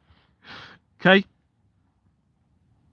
So those people that have gone into the trap, many people would have been a victim by this transgender movement and the deception surrounding it, linking into this criminal network and the crimes. And remember, they're attacking creation from every angle. And when we've got to think about the falsified prophecy in all of this, all right? The international drug trafficking that they're behind, the international conflicts, the terrorism, they're behind the whole lot, everybody. Right, the same people are behind all of the same stuff, which is driving us into a situation of hell on earth, or a tribulation period before the end of all of creation, because of the scripture that potentially they believe they have to bring about, where we now have to consider they may be being deceived as well.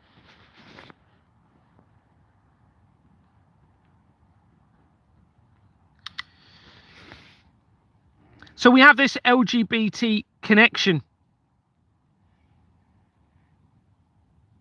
A company's house search for Scriven shows that he's connected to 6 companies, including Make Votes Count, that had been incorporated as the Electoral Reform Coalition in December 1997, within 4 months of the related apparent death of Princess Diana and the founder of the Church of Satan. It dissolved in July 2024, the exact same month that I started publicising the blood of the tortured children, linking into the crimes against humanity and the fraud.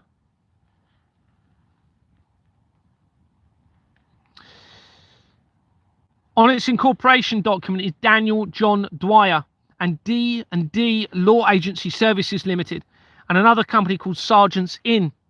These make major connections to the criminal network and immediately to the research of Tommy Robinson. My families, my dreams that I've had that link into that evidence, and the apparent infiltration of the royal family as shown throughout the document. Keith Lander Best, surname Best, connects this company to 16 others, including European Council of Refugees and Exiles Limited, that had been incorporated in 1994 and dissolved on the 8th of July 2019, 2 days after Jeffrey Epstein's supposed arrest. Best also connects to Immigration Advisory Service that had already been directly linked to a record of a Quadzia Mirza of the National Council of Civil Liberties, whom I suspect is an alias for the Special Advisor Douglas Smith's wife, and this makes links, as I've already said, to the Paedophile Information Exchange, the World Trade Center Disaster Research, the Young Men's Christian Association, via that organisation, the National Council for Civil Liberties, where Harriet Harman was positioned. This has also featured this exact same company, the Immigration Advisors Company, to the Church of Satan via the Chillenden Russell murders in Kent, which I think was I can't remember the year, I think it was 1996, which links in with the evidence of the murder of the Russell girl and the wife, and that's via the husband, who was a doctor. Okay, and doctors are massively implicated in all of this. All right, when Madeleine McCann, the case of Madeleine McCann, it was 6 doctors that went away on holiday at the time.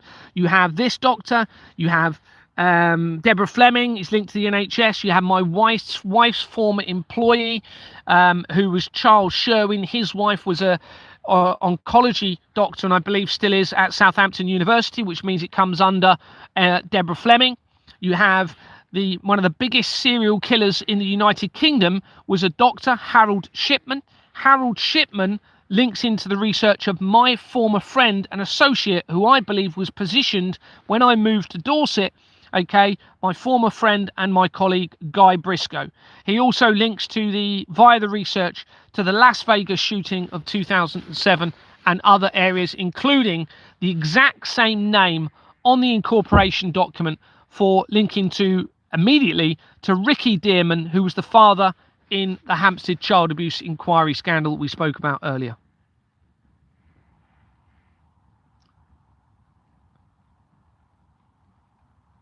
I'm nearly done, and then I'm going to come to some questions. So if you've got any questions. Best, this same person that we were talking about, also connects to European Movement of the United Kingdom Limited that links directly, literally directly, to Rachel Reeves, who was positioned as the Chancellor of the Exchequer, and you're seeing her on the news all of the time at the moment, directly now linking in with this.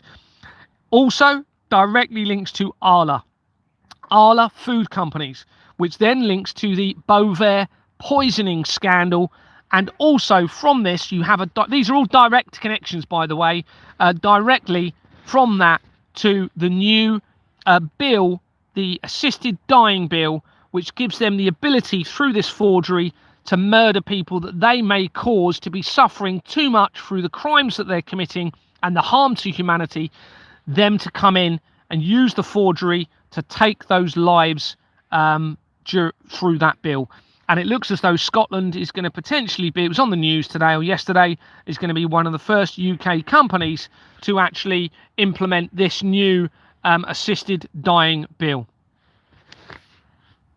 So that ties into all of this immediately with what we're talking about. That is a very small sample of the evidence, and some of it is just absolutely mind-blowing what I am finding and how it all connects into all of this. It really, really is. So if you've got any questions or comments, put them on the comments now. I'm now looking at the comments, so I'm just going to go with any newer ones. So if you've already put a question, put it again. What's with Rupert Lowe? He's looking like a saviour on the media.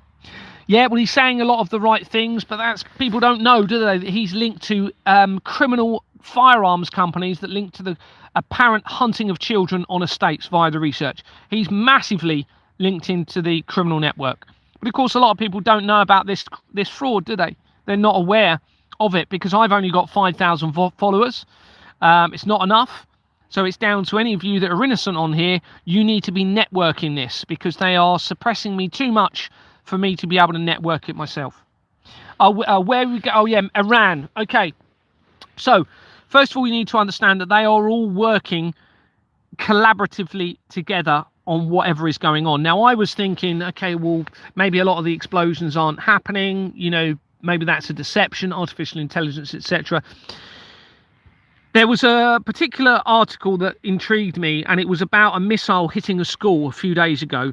And there was this hurrah about whether it was an American missile or whether it was an Iranian missile. Now, because of the connection to the crimes against the children and the collaborative agenda over those children regarding the international governments and how it links in with the Vatican, we have to consider that building was never bombed, but they used it as an opportunity to take the children from that school and put them into the international child trafficking network. This is the sort of thing that we now have to consider in relation to the connection to the international conflicts, and them using the conflicts collaboratively, not only to defraud humanity and funnel the money in through the defense contracts, which are criminal, but also use these events to steal the children from these conflicts. We have to seriously consider that. One thing, whilst we're on that subject, which is, it just blew me away. So I've now got pretty overwhelming evidence about the horse trade and the bloodstock industry being used to hide the trade of the blood of the children.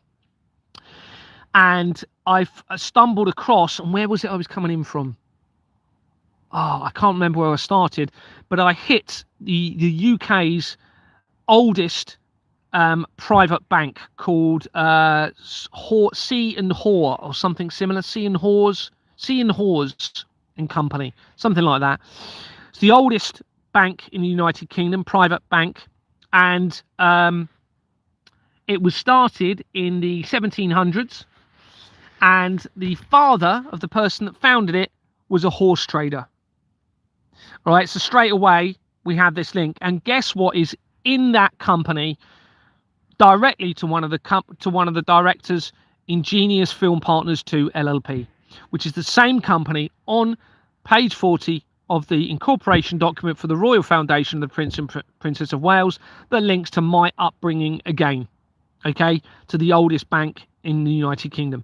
Now, there's lots of other interesting information coming in from that bank, but I haven't got it in front of me, so I can't remember it. Do I need anything? No, I'm okay. Thank you very much. I'm all right. I've got money still. They've threatened to steal my properties. They haven't stolen anything so far from me. So at the moment, I'm okay, other than my motorhome, which was theft. And any vehicle that's ever been taken for not complying to the Road Traffic Act is theft. And it always has been theft ever since they've had these forgeries in place.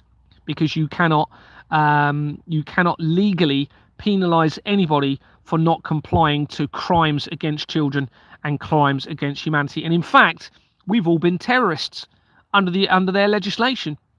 We've not known it, of course, but we've all been terrorists, because under Section 15, if you supply money to any organisation or it's linked it in any way to terrorism, and this is another mockery, everybody, this is what they've been doing to mock humanity. They've known that we have been terrorists by supplying them the money to commit the terror acts that they are all involved in, or not all involved in, but that those the heads of the organisations are involved in. Someone's put doctors, absolutely a connection. Which politician isn't? Yeah, you can't trust. The whole system's been set up around it. All of the parties are involved. Every politician I've looked at is involved. I'm not saying they're all going around, hurting children, but they are all linked into the fraudulent criminal system that's in place. All of them that I've seen. Everyone I've looked at. There is no democracy. They've already decided who's going to be in a position and when, for how long, etc. It's all a lie. It's all a lie and a deception. And it probably has been all along, or has been for a very long time. I've now got this linked back into the first ever political party started in the US. So, it's keep mentioning the Companies House fraud and nothing back. Oh, are you talking about the emailing? If people are emailing me, you're going to have to forgive me. I know it's frustrating. I haven't responded to any of the emails, all right? Because what I want to do is, when I've got the document done, I just want to respond to you all, and I will respond to everyone, all right, with that document attached. Otherwise, I'm just not spending the time I need to putting the evidence together whilst I still can. Because if I go, okay, and this isn't out, it needs to be done, because nobody else seems to be doing this.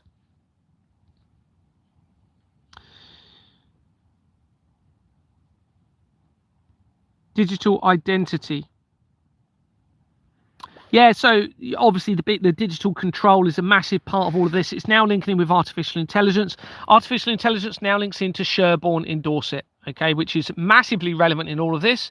It's where the leader of Qatar was educated. It links to my wife's former employer, that links to the Virgin Foundation, that links to the United Nations, criminal United Nations companies.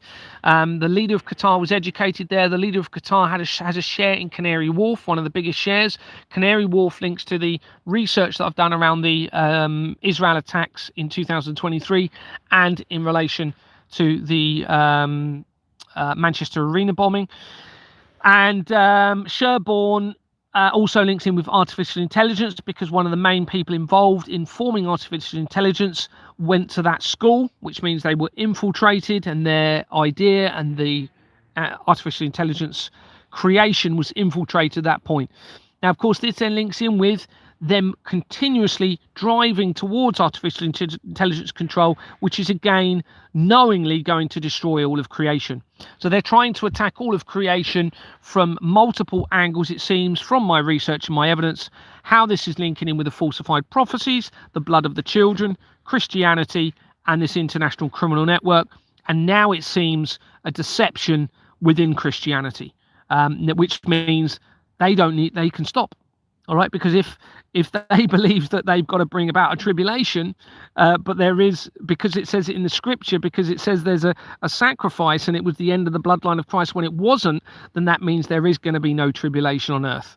And there doesn't need to be, and there can just be heaven on earth brought about by a new system to remove the irrationality that has been in place by the system, bring in rationality, which then brings in moral conscience, which then brings in the creator, which then brings in truth, transparency, equality, fairness, integrity for everybody on this earth, and it will safeguard the children and humanity forever.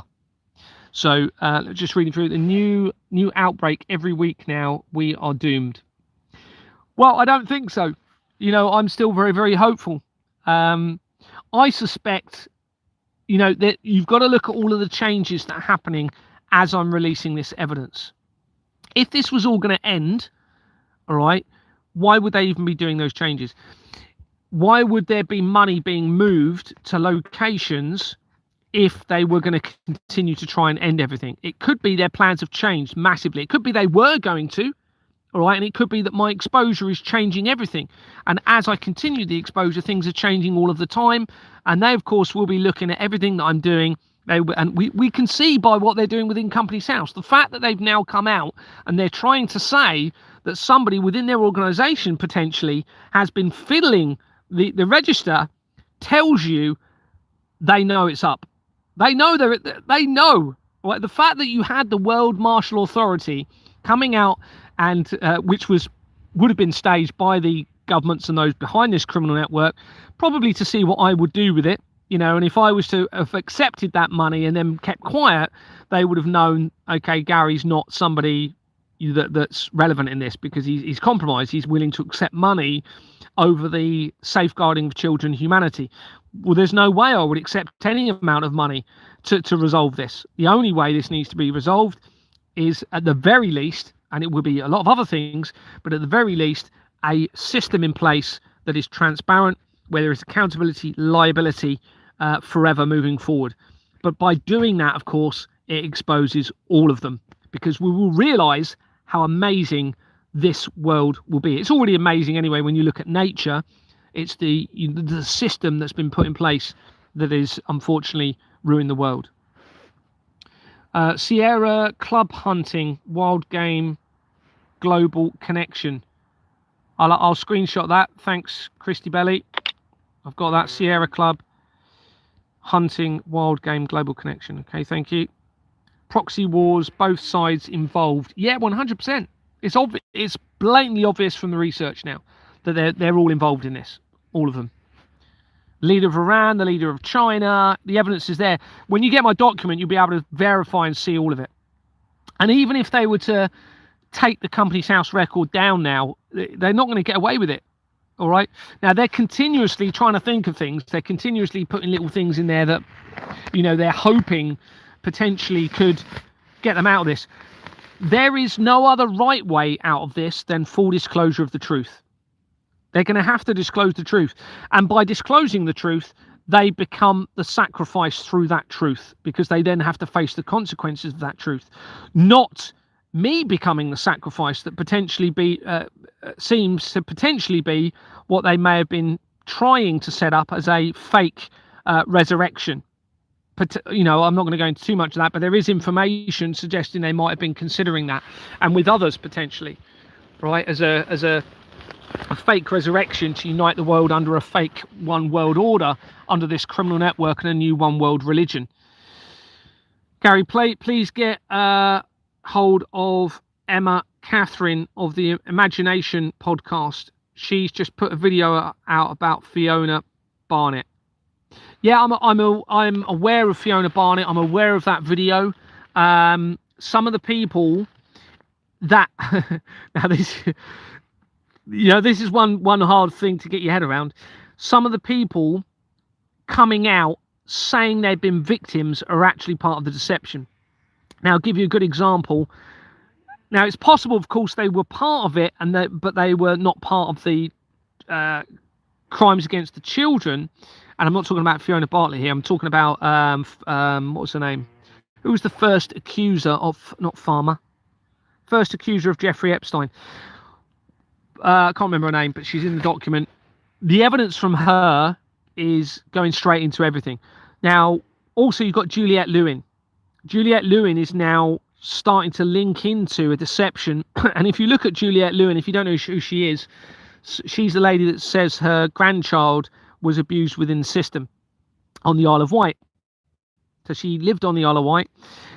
Well, doesn't she look very similar to Virginia Giuffre, who was the person that supposedly committed suicide and was one of the accusers of Jeffrey Epstein? They look very, very similar. Now, via Juliette Lewin, you make the connections to Sasha Stone via the Eversheds, okay, via Deborah Evershed, Jane Evershed, to Sasha Stone, and back into the Vatican.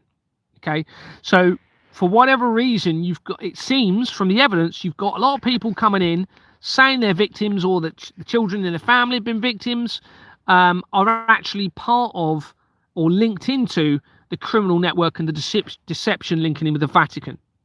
So again, it could be part of their deception. We even have to consider that Jeffrey Epstein and everything that's coming out about him was to scapegoat him and allow a lot of others to get away with what they've been part of, or even a lot of what they're telling us about Jeffrey Epstein in relation to the crimes against the children may not have been real. We have to consider that.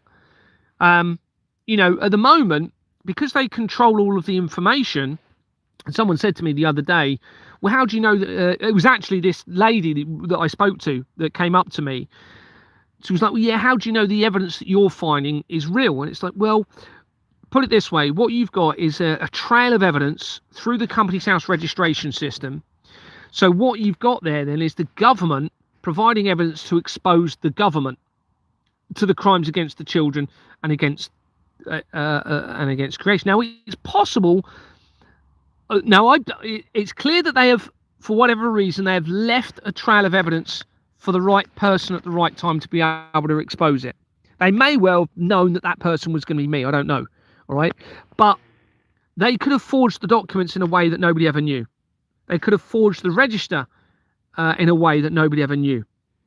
All right. And let's face it, it's had to be the right person in the right circumstances, with the right mindset, with the right moral conscience, with the right background to be able to expose all of this in the way that I have. So what I'm saying is, thank you. I will look at it, and I will consider contacting them. Loads of people I'm contacting aren't even responding. People with platforms that are saying all of the right things. I'm sending emails. I'm trying to contact them. I'm not even getting responses from them.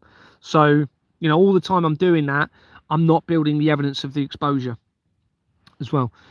What about the flooding of the tunnels? Yeah, absolutely. So I believe, and I'm almost certain that this will happen. So if they are going to try and get out of this by creating a fake apocalyptic event and making it look like a natural event and providing salvation to their whoever they are and their associates in relation to this criminal network by going into a tunnel system, I'm almost certain that they will reach their demise through the flooding of the tunnels. I had information suggesting that, and it would make sense in everything that's happening. So, you know, I do say to these people, the only way out of this for you is through the truth. And of course, if people come forward in truth, then that will be taken into account with how people are dealt with here on this earth. But of course, they will be saving themselves potentially spiritually, I believe, through the disclosure of the truth, the repentance, and the commitment to change things forever so it never happens again. You know, that will be taken into account. But all of the time that these people continue to try and dig a deeper hole to deceive to get out of this, there's going to be less chance that there's going to be any salvation for them, I believe. Certainly spiritually, and even whatever may happen in the consequences if this coming out, you know, on earth. Now, Exbourne Manor, I was playing around with the words. Obviously, Exbourne Manor is the name of the building where my investigation began. And Exbourne, if you put it in forward into translation, and then if you put Manor in backwards, so starting with R, I mean, this can't be a coincidence that I found this, and it didn't take me that long playing around with the words. Put that in and translate it to, oh my goodness, Latin, and it means stay out of the water. Now, I tried, nothing else came up with any variations of doing anything with Exbourne Manor. I couldn't find anything. Stay out of the water. Now, that to me supports what I'm suggesting. And so, you know, I don't want these people to drown. I don't want anything to happen. No matter what they've been part of, first of all, we need to understand why they've been doing what they've been doing, so that we can make an accurate judgment and or not a judgment, but a way of how we deal with this. I believe the judgment will come at their passing, but personally, that's what I believe. But I believe that, you know, how we deal with it here on earth, we need to know full disclosure of the truth first of all. Well, they're not giving us that. They're not giving us that.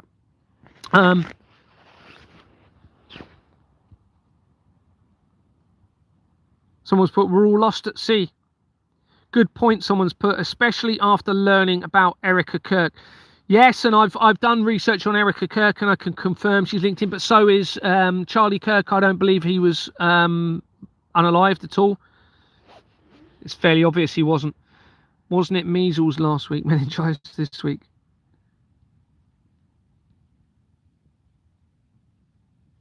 Weren't they using penguins, someone's put? I'm not sure. I don't know.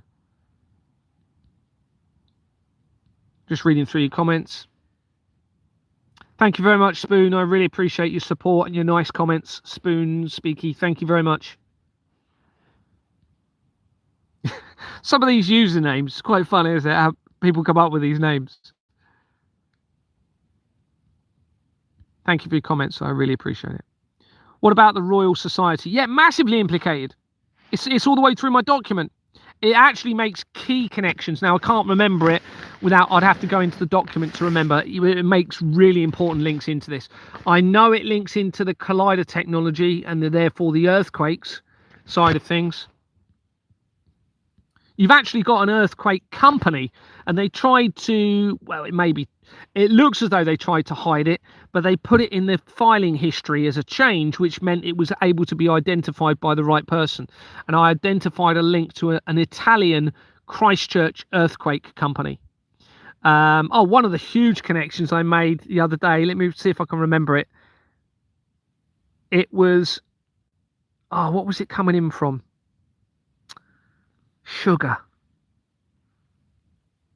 I can't remember, but it linked the chair of the World Economic Forum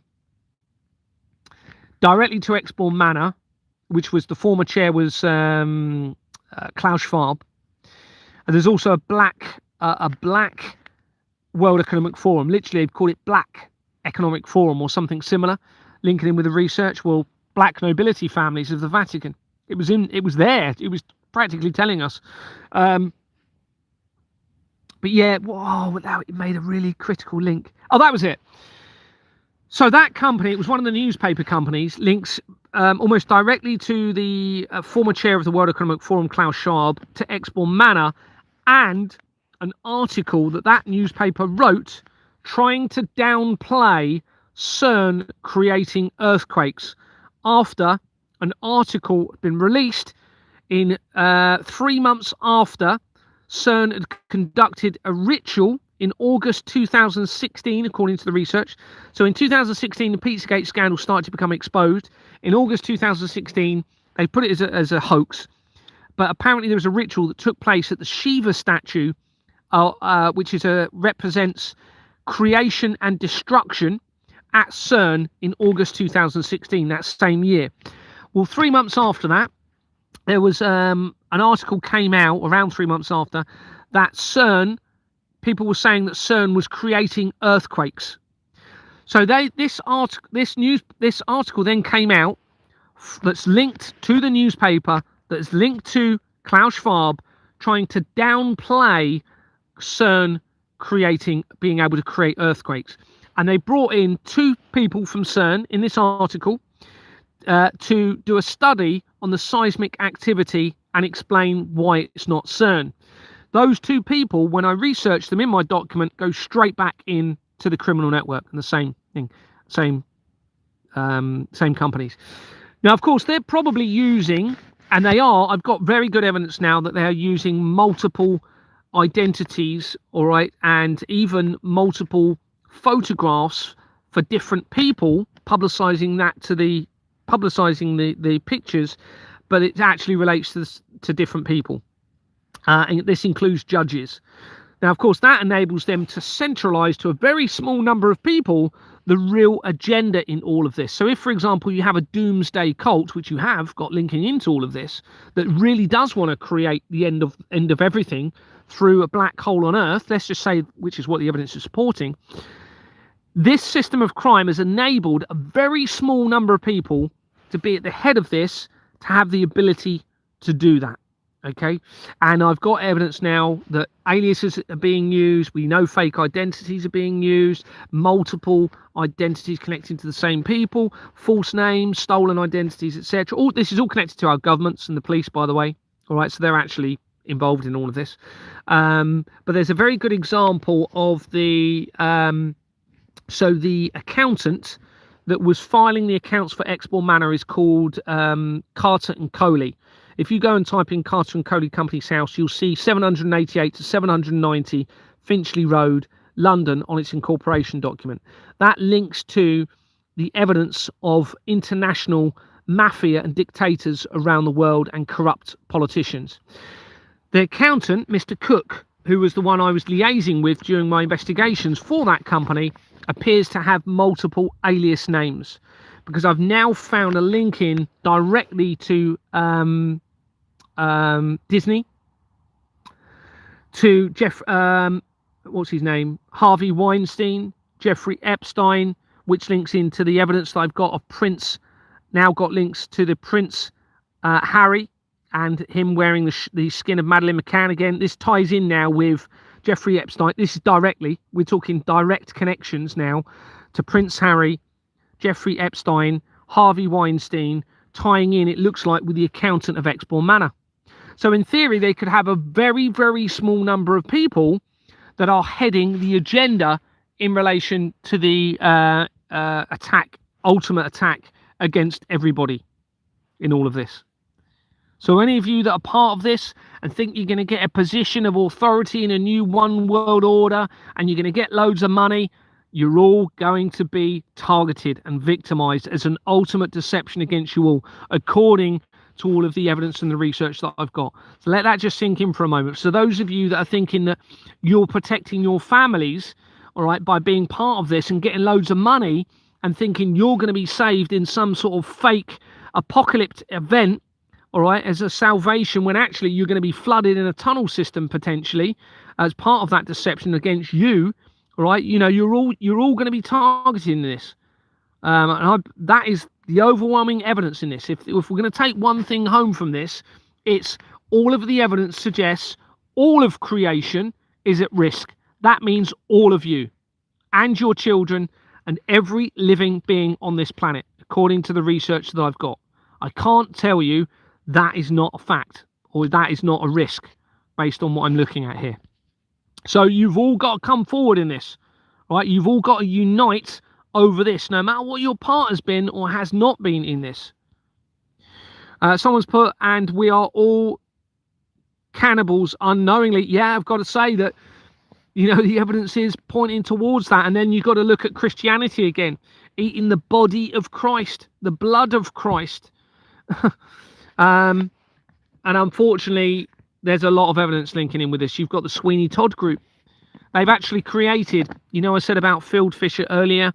Well, those same legal companies, solicitors linking into Field Fisher, connect to an organization called the Sweeney Todd Group.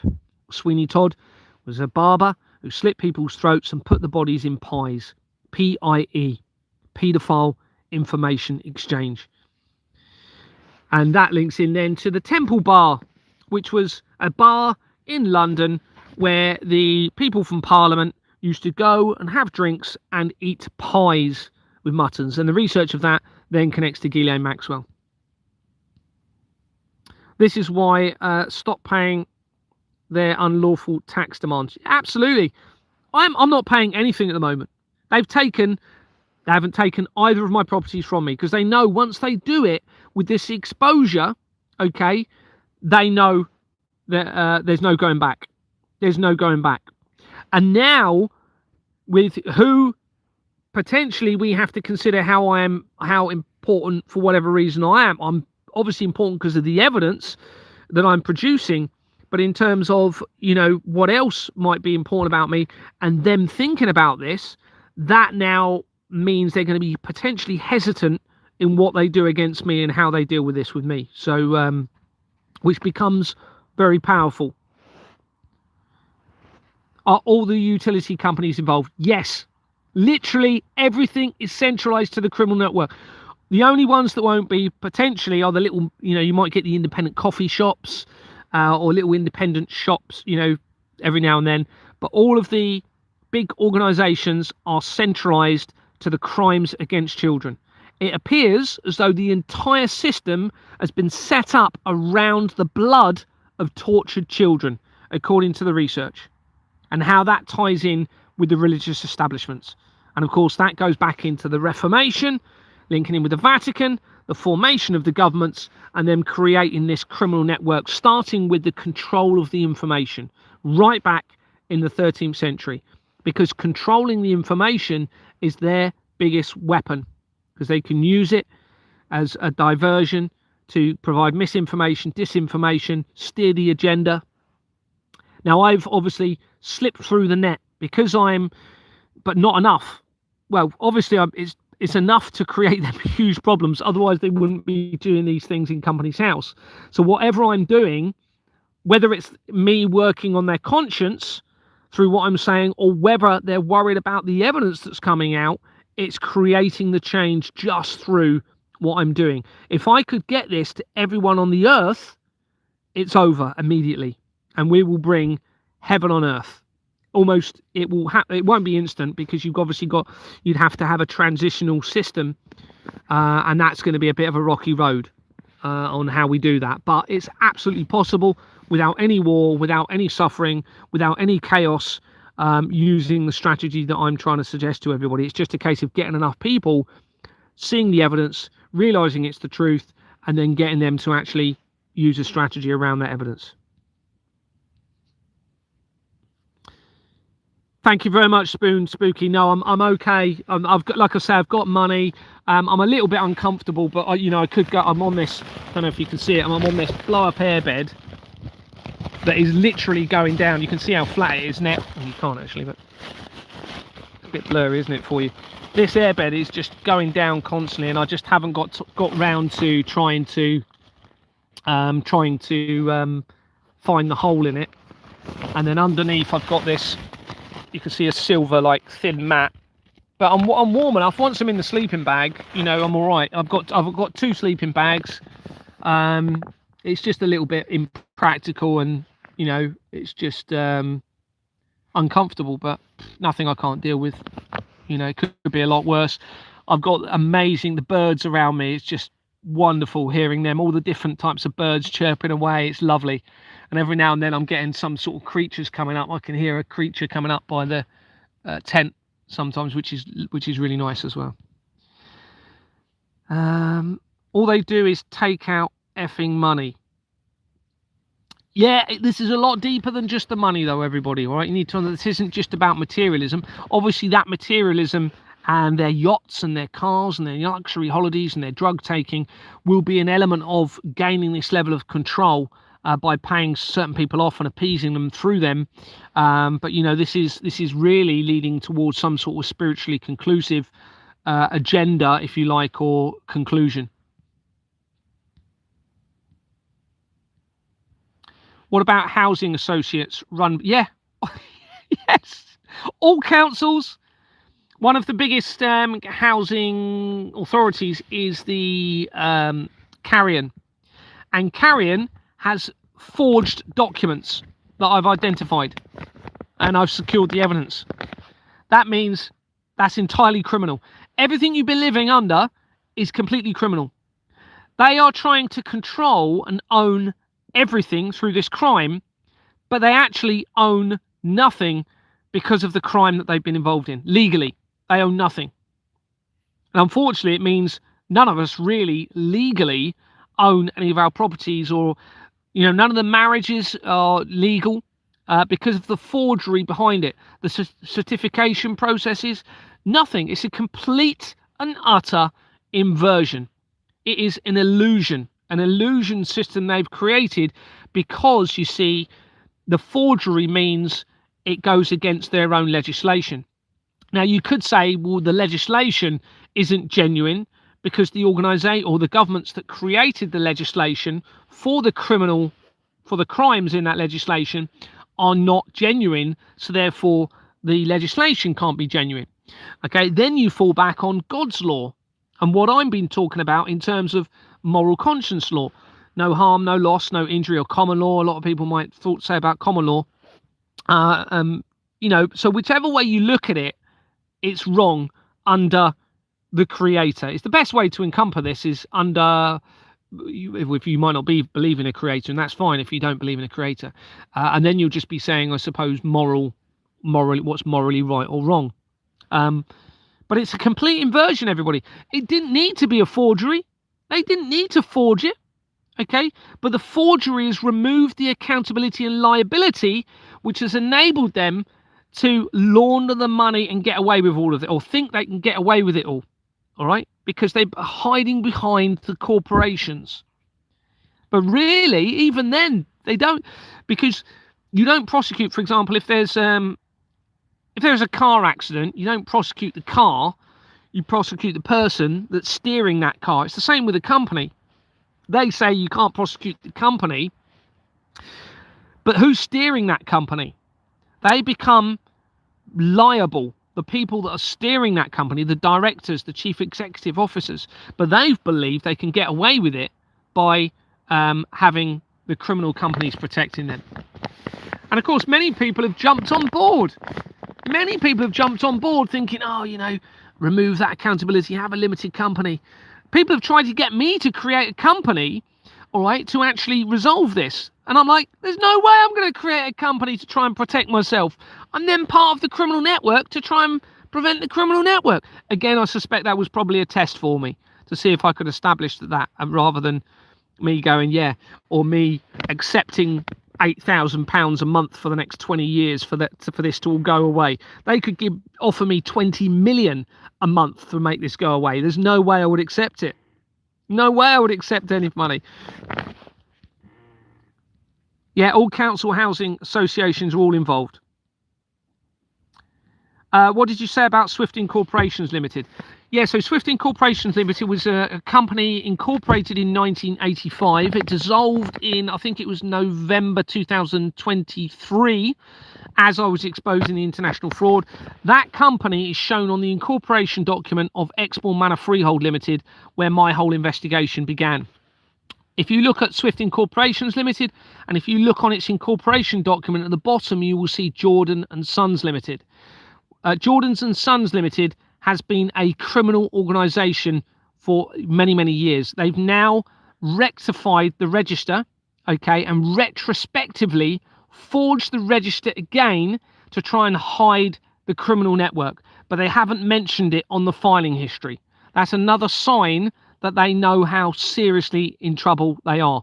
Well, I've already secured the evidence, and so has other people. Many people have already secured the evidence that Jordan and Sons Limited was a fraudulent criminal company, which means every other company that uses it is also criminal and illegal, because the illegality continues through the documents. This is how they've done it, you see. They've created a mass criminal network to launder money through from everybody's taxes and other financial institutions. Stealing money basically from everybody and using that money to pay for drug trafficking, crimes against children, murder, abuse, torture, international conflicts, terrorism, all as a attack against creation. And ultimately, you know, ironically, you will all be paying for your own demise in all of this if you don't resolve this, or if we don't resolve this. So yeah, Swift Incorporation's on there. Now, interestingly, when that company dissolved, it was either the same day or day after that Peter Faulding changed his story in relation to the Nicola Bulley case. Peter Faulding was the person that was searching the river for Nicola Bulley in Lancashire in early 2023 when she went missing, not long after I started making public disclosure. Actually, I don't know if I'd quite made public disclosure. I think I had at that point, but it was December 2022 that I made the first report of the fraud to the relevant organisations. Anyway, she went missing 2023. Peter Faulding said, no, her body's definitely not in the river. We've checked it. She's not there. They then, sorry, hold on. Have I got that right around? Hold on, let me think. Yeah. So he searched the river, said she wasn't there. Then they found her 3 weeks later, I think. In 2023, within days of Swift Incorporation's dissolving, after I'd exposed it, he came out and he changed his story, and he said he had found Nicola Bulley and he had told the police, and the police said they would go and check and see if it was her, and it wasn't. Peter Faulding is linked to Swift Incorporations Limited. So he must have known that it was being exposed, realised he didn't want to be part of the deception or the crimes, and how that was linking into potentially the implication of her being murdered, potentially. And so he was starting to expose potentially what happened and put the onus on the police. It's the poor they target, always from day one. Yeah, do you know what I was thinking about this when I was getting food the other day? And I was thinking it's very likely what they're doing is the cheap food is probably the food that they are contaminating the most. So they will tell the people involved in the criminal network that are part of their club, if you like, make sure you buy the most expensive, because obviously they'll have the money to, because they are getting all of this money stolen from the people. All right, so they're being protected potentially by buying the most expensive food. I would think that's probably what's going on in that side of things. But they're actually also going to be targeted. They're also going to be targeted. Even them and their families aren't going to be protected in this. So they need to come forward. We've all been singled out. Love, we are the power. Yeah, we absolutely are, Vanessa. But you know, at the moment that's the case, isn't it? And I don't know exactly what they're going to do. I don't know what they're planning. I can speculate. I can look at evidence, and do I think there's a real risk to creation? Well, all of the evidence suggests that. Do I think there's a risk from the cell towers? The evidence suggests that. Are they actually going to do anything? If they're watching this, I say to them, if they do anything, the consequences are going to be far worse for them than anybody else that they do anything to. I'm almost certain of that. Okay, so, and I mean spiritually though, the consequences. So I'm not going to worry about, you know, if they do anything personally to me, in terms of on you know, doing anything to us collectively, and therefore me being part of that victimization, because I know that whatever happens in this, I'm going to be okay, because I've just done what I thought was right for the most innocent of all. Because I know if I don't do that, then I don't think there's going to be any salvation for me ultimately in this. and it's I can't bring myself to not do all that I can to protect the most innocent. It's not within me to not do that.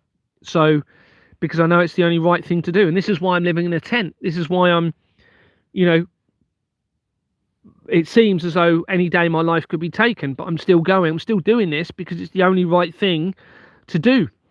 And once I've got the document out, I might be doing something even more, that is even going to put me even more in the front line of this. But I need to seriously think about that first of all. Thank you very much, Wildflower, for your comment. Appreciate it. Thank you. And to Vanessa as well. There's a lot of land in Yorkshire owned by Savile Estates. That's interesting. Thanks, Lisa. Appreciate that. Well, yeah, Jimmy Savile was actually born in Leeds, and he had a property there. He had a property in Bournemouth, and he also had a property towards the end of his life in Glencoe, which is where the Flemings are linked. So there's a link to the Flemings there as well. But yeah, I mean, you've got Savile's, I think. What's that company to do with real estate? Is it Savile's PLC? No. There's a company to do with real estate called Savile's. I think it's just called Savile's, isn't it? Now, I think that's going to be linked to Jimmy Savile, but it's one L extra, and I think they've done that deliberately. They've either added an L or they've removed an L from his name to try and make it look as though he's not connected, I suspect.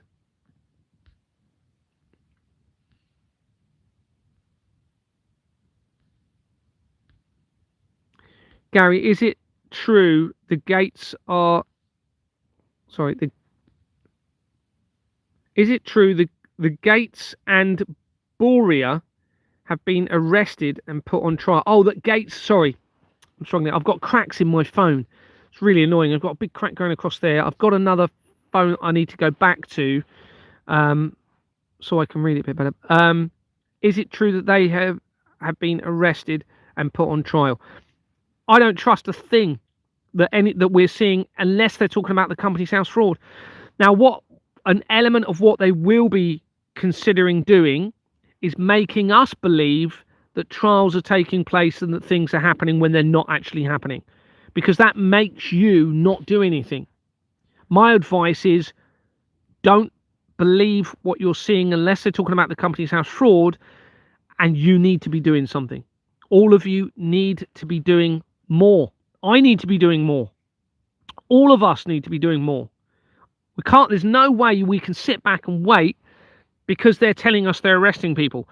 The only way we can start listening to them is when they come out and they say, by the way, everyone, there's been a criminal system in place, and because there's been no verification, it's been allowing the laundering money in relation to the crimes against children and crimes.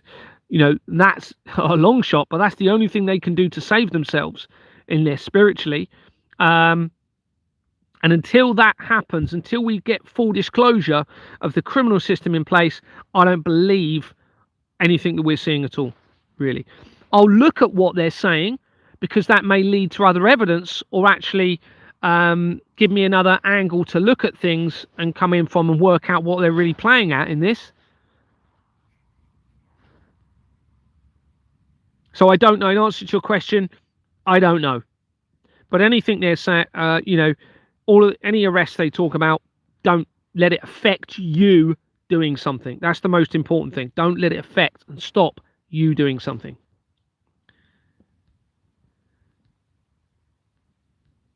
The project was eugenics. Ah, right. I've got that. That's in my document. Who does that link to in my research? That link to some, I can't remember. It's in my document, eugenics. Do you think they've done the same with Savile? I doubt Jimmy Savile died when he did. They obviously don't tend to expose the true extent of any child crimes until people have passed away. Now, that's very likely because they're under pressure from victims and others, and the publicity that's already going on. They have to make it look as though they are doing something, whether it be exposing people after they're dead or whatever. 007 was a I'm 1212. 007 was a F. Annie, I'm 1212. Lol. Gary, is your no still ending in the... Dear, oh dear. I've been putting your name out to her on her posts on X, asking her to reach out to you as well. Brilliant, thank you.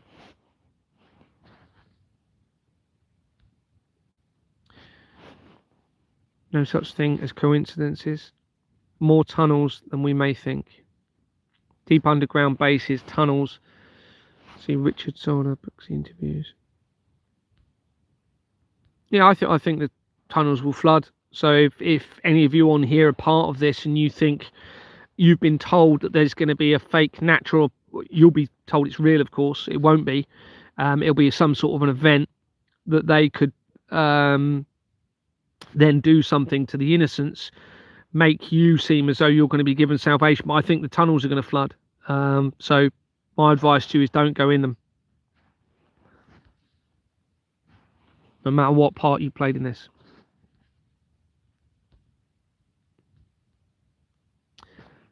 A lot of land is owned by Savile Estates in Yorkshire. Yorkshire's very important in all of this. Very important location.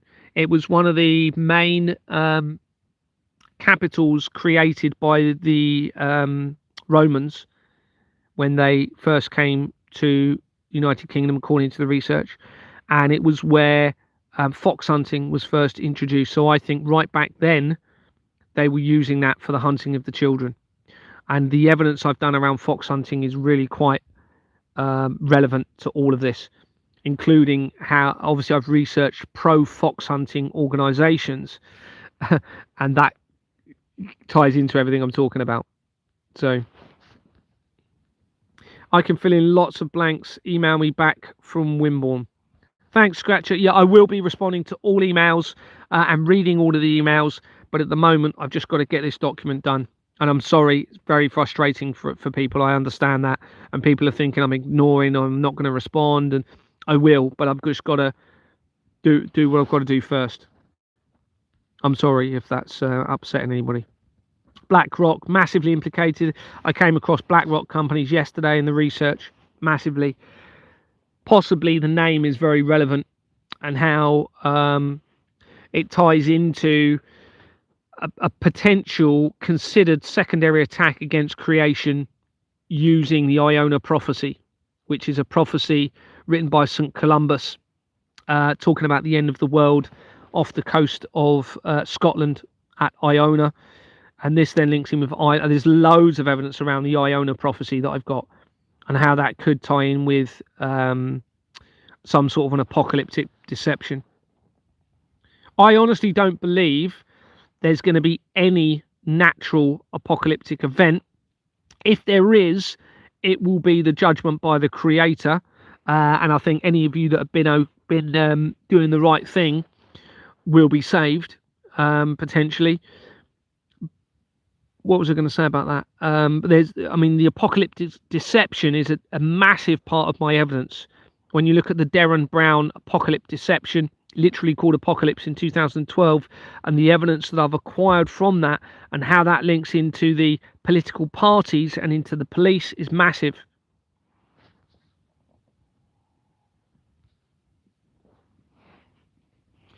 I tried telling the truth, removed my kids from school. November, refused to engage with social services since. Friday, police and social services pushed into my house and arrested me, took my kids. Or are you positioned to say that? Yeah, I'm sorry. Why aren't I being arrested? Why haven't I been locked up and sectioned? I'm not saying that is definitely going to be the case, but a lot of people will be coming on platforms trying to scare others into doing certain things with arrests. I've never once been arrested for any of my posts for doing anything, and I am still a free man. Okay. Don't forget, I went through the police system. Okay. I went through the legal system. Never once did they do anything about any of it. So I hope you're not positioned. Nobody needs to be scared of arrests or anything like that, because if you don't do the right thing in this, everything is at risk. So you need to lose all fear, okay, of what might happen to you, and you need to do the right thing whilst you still can. If I'm right about this, and the evidence they're telling us is true, that all of creation is at stake, then what have you got to lose? Why are you fearing an arrest? Why are you fearing a bill? Why are you fearing upsetting somebody by saying the wrong thing? You need to be doing things. You've got the most powerful evidence available now to change this forever, or you will have when I send the document out. Some people have got the previous documents; they'll already be circulating the world, I hope, to a point where that evidence is already too far gone. And that, you know, that, like I said or started to say earlier, the document is how I've able to change things, because they can't control the documents as easily as they can control the social media content and the videos.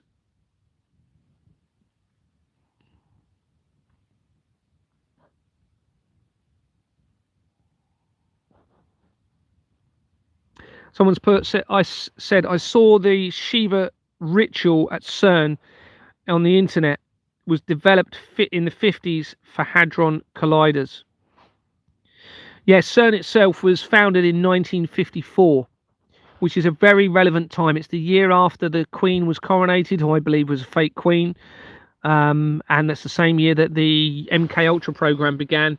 CERN was then founded in 1954, and a very important company in the fraud called Slaughter and May was also founded in 1954. That's very symbolic, everybody. May is the month that they like to, according to the research I've seen, sacrifice or slaughter. And that's when Madeleine McCann went missing, isn't it? In May. That was on the 3rd of May 2007. And that organisation was created in 1954. That organisation, Slaughter and May, is massively linked to the football organisations as well. Slaughter and May. Karen, I have experience of the type of abuse.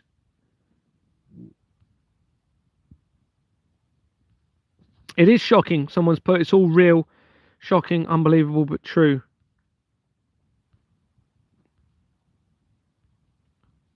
Thanks for your comment there, Spoon Spooky. My company records on company's house, and they've been wiped. My company records on company's house have been wiped, have they? That's interesting. No warrant. They're using fake documents.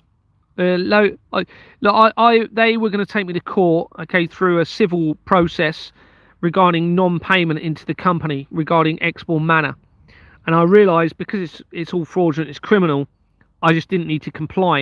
As long as I explained why I'm not complying and gave the evidence as to why I wasn't complaining, which I did, and I also gave conditional notice of acceptance, which basically, you know, I will pay my tax and backdate my tax if necessary once I know that the money is being secured and is not being used against children, against in international conflicts, etc. They could very easily have done it. They're not doing it, and they do it by having a transparent financial system where you can see the money at source, real time, easily done, all right, and where that money is being spent. Very easily done. The technology's there. That's what must happen, at least on a transitional initial basis. My son will never return to a school again, and they can try anything they like. Yeah, and I absolutely advise everybody to take your children out of school. I don't think it's safe for them, whether it be physically or psychologically. I don't think, I think it needs to be done to apply pressure to the system. You don't need to be paying any bills, any bills. Yeah, you don't need to be paying any bills, okay? But you don't need to be paying any fines. It's all criminal. It's been inverted. They know it, and they're laughing and mocking all of you, okay, because of this criminal network. And it all links in with the Cray twins. The Cray twins and the Thompsons are a massive family now linking into this. And we mentioned the Beatles earlier. I was going to just talk about that quickly. So the Beatles linked with Savile Row. We talked about Savile Row. Remember the tailoring with the leather companies potentially using the skin of the children in the tailoring for the hunting, and the leather companies, etc., tying in with this. Well, the Beatles also link in with Savile Row, and they actually played their last gig on one of the roofs there. Well, in 1966, there's speculation that Paul McCartney was killed in a car accident, and they replaced him with a fake Paul McCartney. Well, that's the year of the foundation of the Church of Satan. In 1969, 3 years later, that speculation was at its height, and they released Abbey Road, which is the world's most famous album cover. Okay, 1969 is the year that Charles became the Prince of Wales. In that album cover, only 3 of the Beatles are wearing certain suits that were made by Savile's Nutters of Savile's. So you had a Hunters company involved in tailoring, and you had the Savile's of Nutters or something similar. Literally, they're telling us Nutters. Savile's of Nutters company, also in Savile Row. Only 3 of them were wearing suits. The research that I've got around the Kray twins suggests that the Kray twins were collaborating with Arthur Thompson, who was a well-known criminal in Glasgow. And they were trying to work out how they could take over the Beatles. This was in the 1960s. Okay. And then suddenly in 1966, you have this speculation that Paul McCartney actually died in 1966. I don't think it's a coincidence. And 3 of them wearing a suit and the 4th one not. Was that them telling us, okay, that one of them was not the real Beatles? Probably. There's loads more evidence around this. When you look at Paul McCartney's wife was Linda McCartney, the name Epstein links to them. And Epstein was also the manager for the Beatles from 1961. The research says that Brian Epstein, their manager, was not linked into Jeffrey Epstein's side of things, but I'm pretty sure he will be.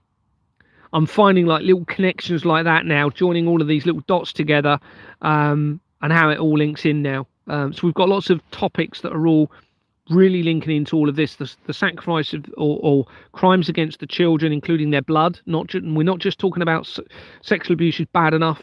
We're talking about the murder and torture and the blood of the children in this. And you've got the cell towers, CERN. Obviously, the fraud connects it all together. You can't ignore all the evidence now that I've acquired in relation to the high-profile deaths. I mean, it's almost certain now that if Princess Diana did not die in an accident, and she did die, and it wasn't an accident, that it will be because of what I'm exposing. Michael Jackson, linking in with this, links into the death of Princess Diana. Pork has human DNA in it. Interesting. Well, you had the horse meat scandal, didn't you? Of 2013, which is the year after CERN discovered the Higgs boson, or God particle, supposedly. The horse meat scandal was where supposedly horse meat was found with right throughout the food chain, and it was horse meat and pork found in beef and stuff like that, I think. Well, don't forget, we've now got this link to the horse industry and the bloodstock trade. It seems being used to hide the blood of the children. Now, I've researched, and I haven't got it all in my document yet, but I've researched some of the food companies involved in that horse scandal and now linking in with the child trafficking network from my research. I've also now done research around the blood infection scandal from the 1970s and 80s, where many people supposedly died. That is now linking into this massively as well. I've done research surrounding that. Someone found a microchip in some Turkish food in a Turkish restaurant from a racehorse. Interesting. Interesting.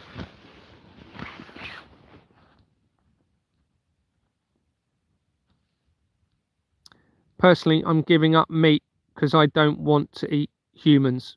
Yeah, I haven't eaten other than when I was in prison, and I asked to have vegetarian and I didn't get it.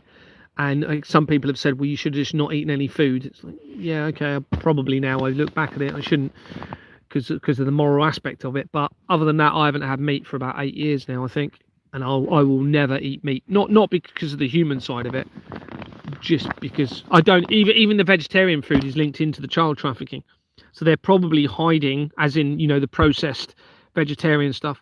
So when I now have any vegetarian food, I take out the processed vegetarian, because the likes of corn, I've already checked, you know, the Corn Company links into this. Linda McCartney will be linking into this. Try and get on. Thanks, Christy. Try and get on Emma's Imagination broadcast. Okay, I've screenshot that. I'll see if I can contact her.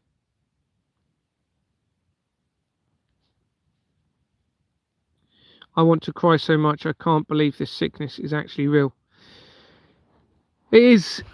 I mean, it's so hard to take on board, isn't it? And it's heart-wrenching, but it's also incredible that we're now finding out about it. It's an incredible time to be alive, that we're now in a position to change everything forever. We're going to have no better time to change the world forever.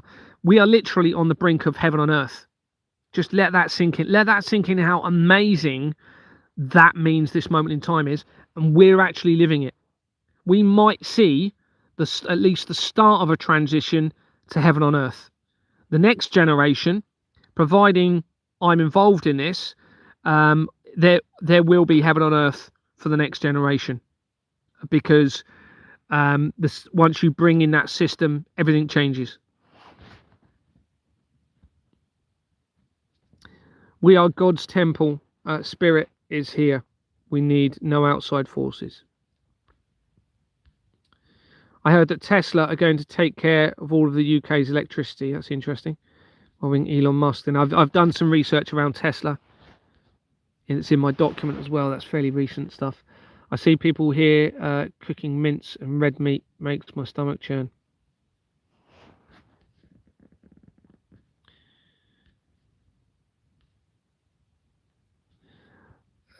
So then, those who suffer according to God's will should commit themselves to their faithful Creator and continue to do good.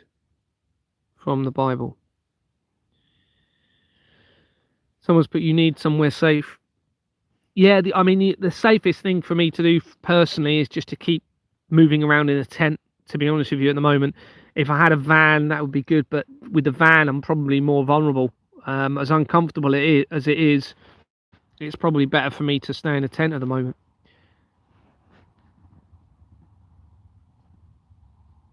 I love hearing the birds.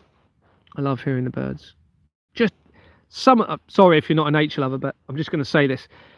Some of the complex bird singing the other day I heard, it was just incredible.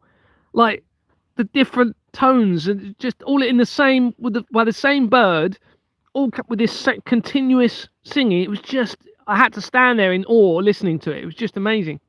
I'm also hearing woodpeckers a lot around by the tent, which is lovely as well.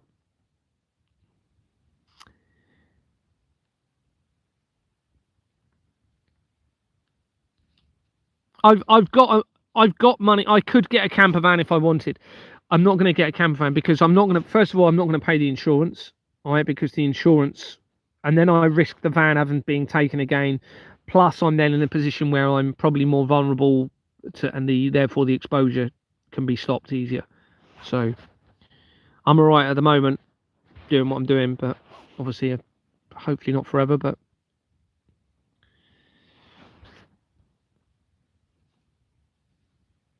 cozy is the least you deserve, Gary. Is the least you deserve. Thank you. I'm okay. I'm okay. I'm warm enough. That's the main thing, and I'm eating. So I'm doing okay. My back is just a bit uncomfortable, that's all, but nothing I can't deal with. The extortion's amount of money they are getting from us is out of this world. Oh yeah, you talking multi-trillions of pounds they've stolen. It will be. This is how they're, all these mansions, yachts, luxury cars, holidays, drug addictions. We're paying for the whole lot basically through this fraud. It's just, And do you know what? They're probably still not happy. We all need to throw in the towel and go off grid in tents and fight it together. Yeah, do you know what? It's not as bad as you'd imagine. It's manageable. It's manageable. Now, I'd had a camper van for quite a few years, so I'd already sort of had that separation from luxury, if you like. But there's actually a lot to be said for it. Of course, it'd be nice to be somewhere more comfortable, but the fact that you're in nature is lovely. The fact that you can move around and you have a different scenery is nice. It is quite cozy, you know. It's simple. You haven't got to worry about hoovering every day and all the cleaning, and not every day, but you know what I mean. You haven't got to worry about loads of stuff. You know, I've literally got one bag of clothes. That's it. Maybe it overspills a little. You know, that's it. And I've got 2 sleeping bags, my clothes, food. So simplistic. It's I haven't got to worry about anything in like materialistic wise. It's nice, that side of things. X3 is the highest form of natural law. Everything works on morals. What about the Muslims, Gary? What role do you think Islam plays in all of this? Okay, it's a good question, and it's a very important question. This is where you need to be aware of the Albert Pike letter written to Mazzini in 1871. So the research suggests, and all of my evidence supports it, that you had an infiltration of the Vatican where the popes were taken hostage, or imprisoned, if you like, in 1870. 1870 is when the Commerce Bank was created, a German bank, which, remember, we talked about Germany earlier, and that bank was the first bank to have a branch in New York, in America. So the Vatican appears to have been infiltrated by not very nice people who wanted to, it seems, try and modernize the religious establishments, probably thinking, you know, religion is old-fashioned. Why should we be told what we've got to do by worrying about it? You know, we should be able to do what we want, etc. Well, that's all very well, but what if that religion was protecting you from yourself, from your guilt, from your slipping into sin? So anyway, they were infiltrated, it seems. 1871, Albert Pike, who was a high-level occultist Freemason who started up the Scottish Rite Freemasons, appeared to have written a letter to Mazzini setting out a 3 World War deception to result in the light of Lucifer being unleashed upon the earth. Now, I don't know exactly what that light of Lucifer means. It doesn't go into that, but it does talk about bringing about bloody turmoil. Within there, it talks about the different faith groups, particularly Islam, Christianity, and atheists, it mentions. Now, Islam ties into what you're talking about here. And the Third World War talks about practically if you like, a calamity involving those different religions. So I think what you're looking at unfolding is a deception linking into the Albert Pike letter written to Mazzini to try and take over the world is what it's talking about.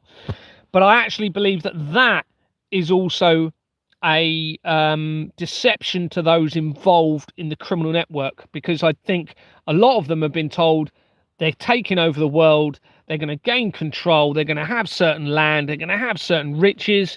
They don't know about whatever potentially the light of Lucifer is in this, potentially the end of creation, potentially the end game falsified tribulation, where, you know, if they're really able to create earthquakes and tsunamis, then of course that puts many people at risk from that, as they're leading towards a conclusive end of creation event potentially as well.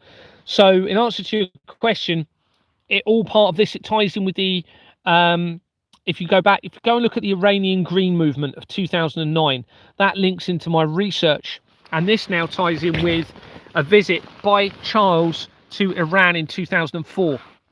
He was the first British monarch, fake one, but British monarch, to visit Iran since 1971, when the World Economic Forum began, which is all very relative to this.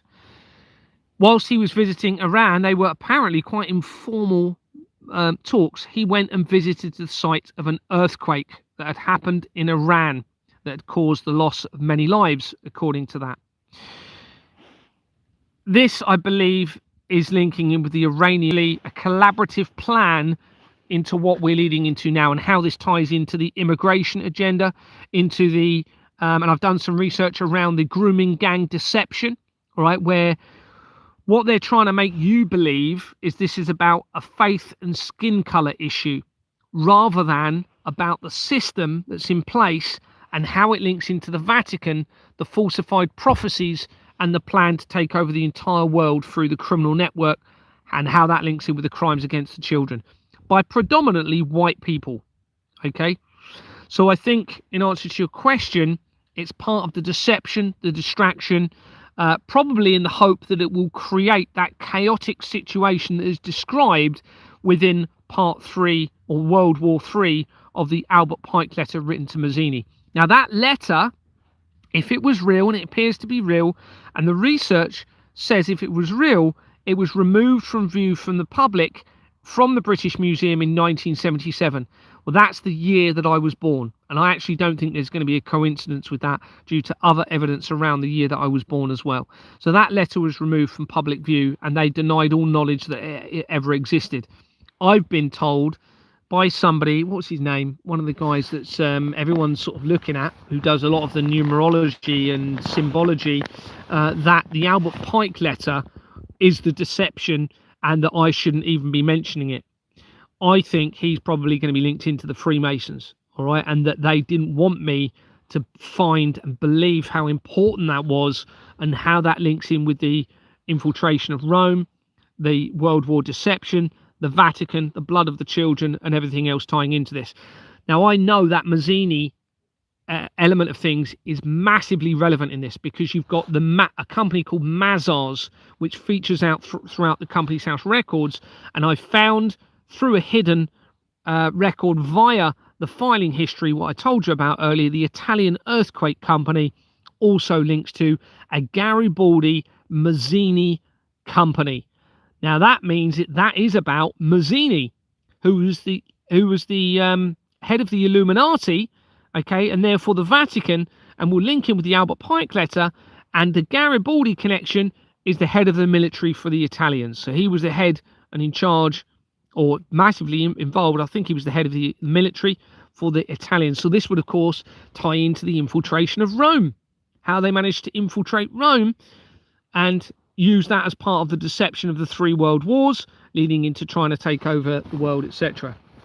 So now that, remember that Mazzini, where you have that Mazzini company connection that I had to find through the filing history, that then links into the connection to Madeleine McCann and into Donald Trump via the Italian Chamber of Commerce, but also you then, from the Italian Chamber of Commerce, the Portuguese Chamber of Commerce, which then within there, you have the links not only to Donald Trump, the royal family, Jimmy Savile, the main Freemason lodge, but also linking back in to the evidence that I've acquired in relation to Prince Harry wearing the skin of Madeleine McCann around the time of Jeffrey Epstein's arrest, all through the Company's House records. Now, they've either positioned that, now that's very complicated to put all of that together and find out from all the different angles, and don't forget I've been doing this for a long time. Possibly they've done it for the right person to expose it, which means if they've done that for the right person to try and identify who somebody really is, by them identifying that, it's possibly a deception to bring about somebody to identify it, for someone to come forward because of who that person or those people are. I have to consider that. I'm not saying that is the case at the moment. I have to consider, and from the evidence I've got, Prince Harry wore the skin of Madeleine McCann.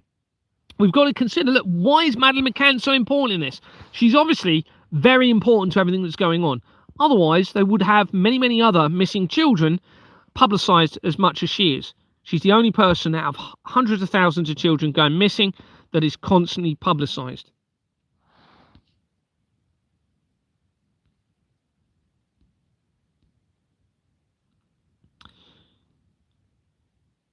How do I know so much? Don't forget, I've been doing this since 2022, and I'm being guided. There's no doubt about it. I'm being guided. Whether it be a creator, it must be a creator, because otherwise, I've said before, things have happened that would only be a creator, divine intervention, or they're manipulating space, time, and my mind at the same time with certain things. When you look at my dreams, when you look at the different things that have happened, the information I was looking at the time of my thoughts that led to more evidence. Now, if they are doing that, then they're exposing themselves by doing that. I do have to consider, are there good people within this criminal network that have somehow, but they would have to be manipulating time as well, because of the timing and my mind and what I'm doing at the time. So then you're talking about a creator anyway. So I believe in a creator without that. So that just now enforces a creator in my mind. But yeah, it's you know, I'm very passionate, so that's it's how I'm. But I do get things wrong. You know, sometimes I'm like, oh, I said that wrong, and I've checked my document and it's been wrong what I said. So, you know, that's why the document is so important to come back to. Do you know anyone in politics or media who is legitimate, trying to do the right thing in the UK? No. No. Although I say that, I've just done the research around the Teesside scandal. If you're not aware of that, it's led to massive evidence again and again. Guess what? It links in with the horse trade and the bloodstock trade. The Teesside scandal was involving Ben Hoochin from 2020. Oh, I can't remember the year, but it was. I think it started prior to my involvement, but then it was escalating in the limelight when I was exposing everything. And you had an MP called Andrew MacDonald that had come out and said the Teesside scandal is mass corruption. So you had an MP talking about it. He could be a good. I haven't researched him. I've included him in my research because at the end of the day, I don't want to expose people that are doing the right thing and publicly. You know, I want the people that are doing the right thing to be doing the right thing and to be shown to be doing the right thing. And I don't want to compromise people that are doing the right thing, whether even if they've changed, okay, what they've been part of and they're now coming forward changing this. I won't expose those people, all right, because unless I find a reason that I should, because we need them to be doing this. But they're not talking about the Companies House fraud. Nobody's talking about the Companies House fraud. You know, and I know, you know, I did an interview with Charlie. He's not talking about the Companies House fraud. He's let me come on and talk to him about it, Charlie Ward. But where was I going with that?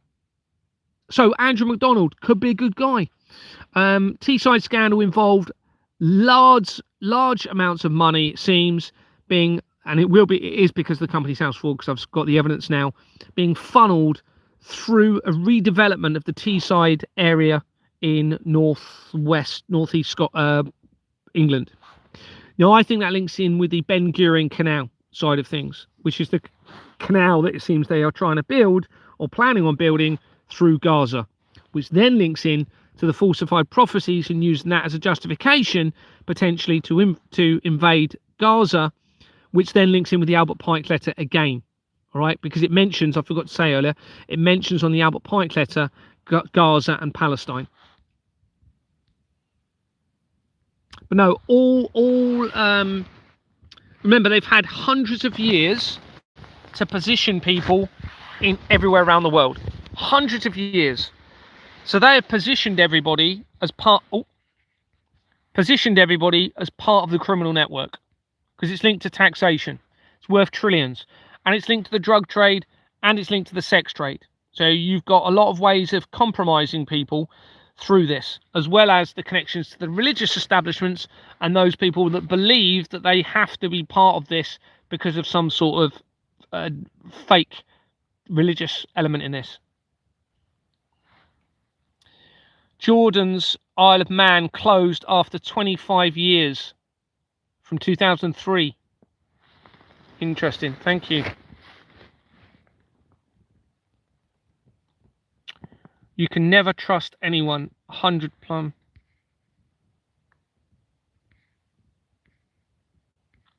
I'm going to wrap it up in a minute. Yes, I've got a VPN. Yeah, I use a VPN. It may be helping. I'm presuming it's helping me. I don't know. People who don't know what a VPN is, it's something you can get on your device and it hides your location. I'm not doing any normal phone calls or texts, so please don't, although my mobile's being publicized. You can contact me on Facebook Messenger. Some people are in contact with me on there, but I'm not responding a lot because, as I've said, I'm trying to get this document done. My messenger, all of my contact details are on the top of the document when I send it out. So I was using WhatsApp, but they removed my WhatsApp. And then when I was able to get it back again, weeks and weeks later, someone said, "No, Gary, looks like your number's active on WhatsApp." Got it on there. They were then trying to extract information or my location using WhatsApp, so I had to get rid of it again. But yeah, I've got a VPN hides your location during internet side of things. Gary survived winter in the forest, yeah, in a tent, in a forest, no heating whatsoever, no cooking appliances, still here, still okay, nowhere near as bad as you'd probably have thought it would have been. I didn't even have to buy a third sleeping bag. I thought I was going to have to buy another sleeping bag, but I didn't have to. I was still warm enough. What about Rupert Lowe? Yeah, he obviously wasn't on here earlier. Love Hunter, he's massively implicated, massively implicated in it. Have I looked into Ali Carter? No, I haven't. Oh, thank you very much, Tess, for your comment. I really appreciate it. Don't rely on me though. You know, a lot of people, you know, I'm not a hero. I'm being guided. It's very obvious I'm being guided. So whatever is guiding me is the hero. Or if you don't want to call him a hero, then they are who needs to be given the praise in all of this. It's not me. I shouldn't even be able to do this. But you're very kind to say what you're saying. And don't rely on me. That's what I would say. You need, once you've got the document, you need to act on it. You need to share it. You need to do as much as you can based on the evidence. When someone tells you to go for a walk, they want you to shut up and stop telling the truth.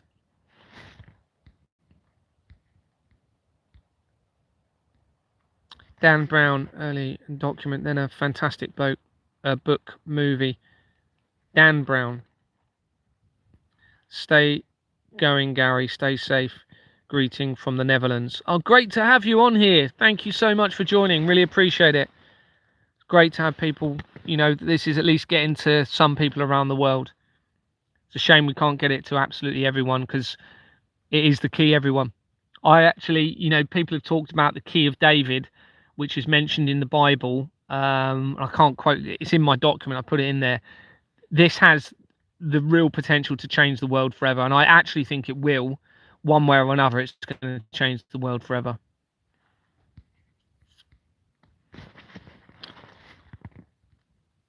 Oh, someone's put students are demonstrating in Leeds. Oh, PC Waterman's on here.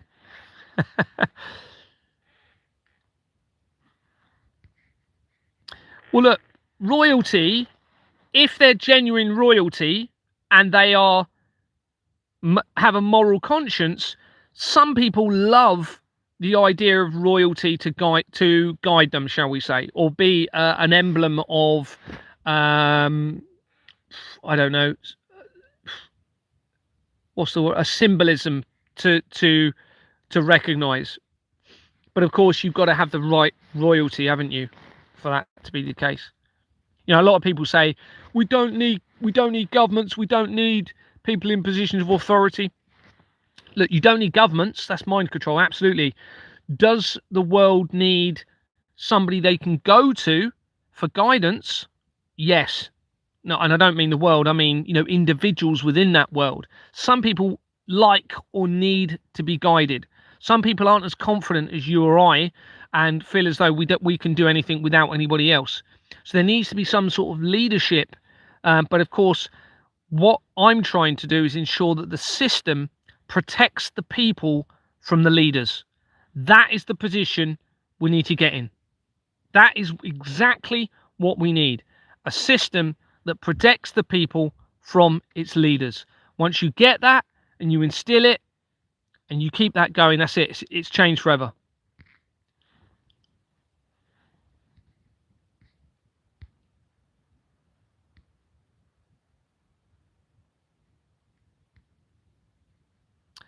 Yeah, someone's put, God is not a destroyer. Absolutely. Do I believe that the Creator would wipe out all of humanity and all life on Earth? No, I don't. Do I believe there could be a judgment against those that are harming children by the Creator? Yes, I do. Do I believe they're trying to create a fake judgment potentially, or a fake apocalypse? Yes, we have to consider that's a possibility in all of this.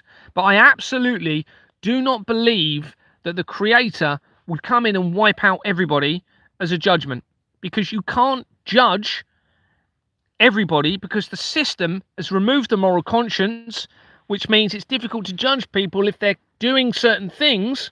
And I'm not talking about the crimes against the children. I'm talking about, less severe things,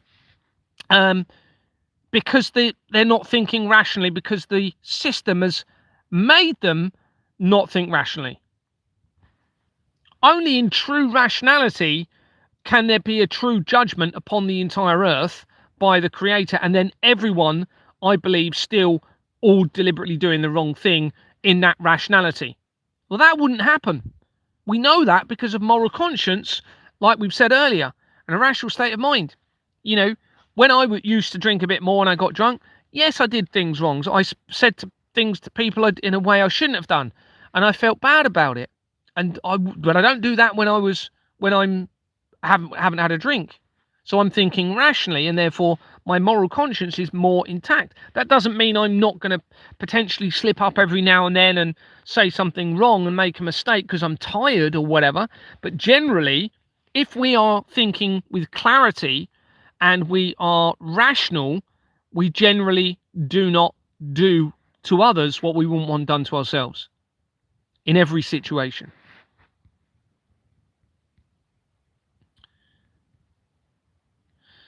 I'm up for the true royal all day long.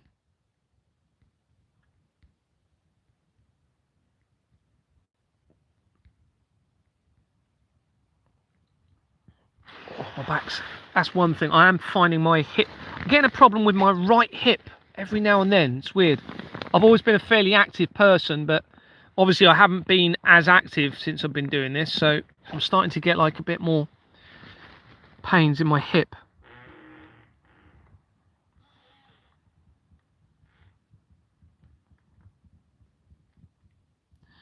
I'm just reading through the comments now.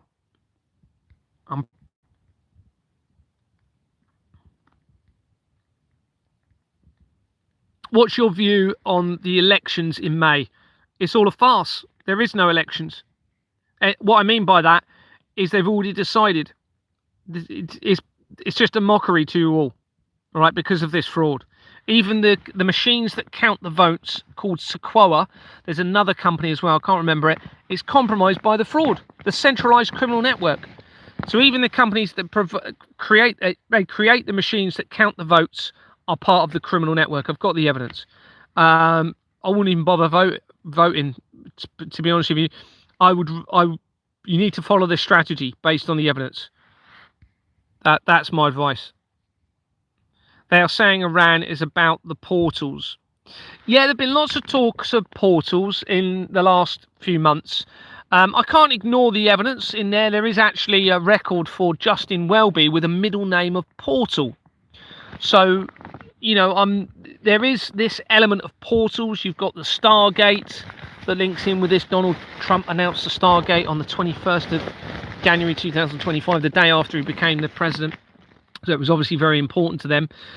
You've got Stargate, the movie that came out on my birthday in 1994. You've got the original Stargate project came out on the year I was born, in relation to remote viewing, tying in with Jimmy Carter, I think it is, the president of the United States at the time, who died last year. No coincidence. I think it was last year or 2024.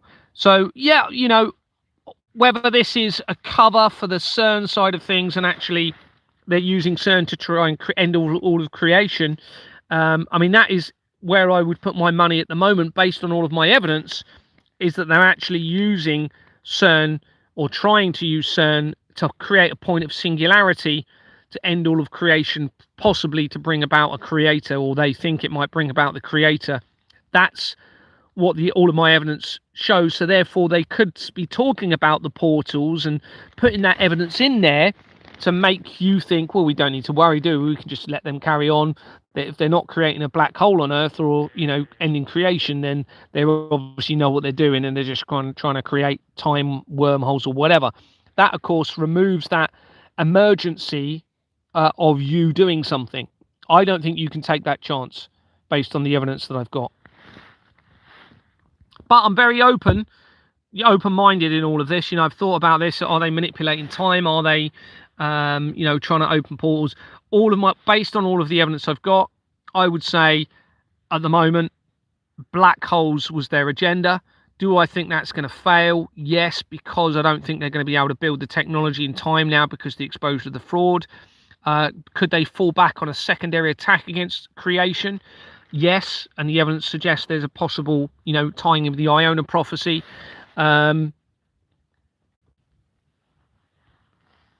They definitely want me to believe there's a threat from the collider technology, you know, and I was deliberately, I believe, given an article and sent an article on the 18th of December that says nearly £1 billion has been recently donated by private donors to a new collider facility.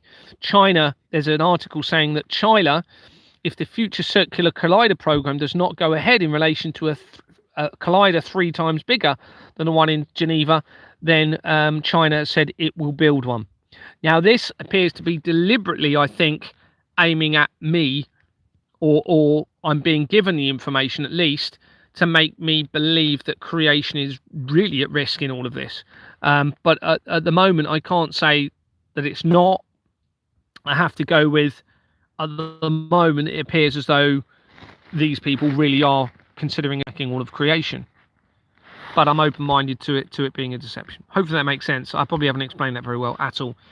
We must grow and remember empathy. Only love and kindness can fight this evil.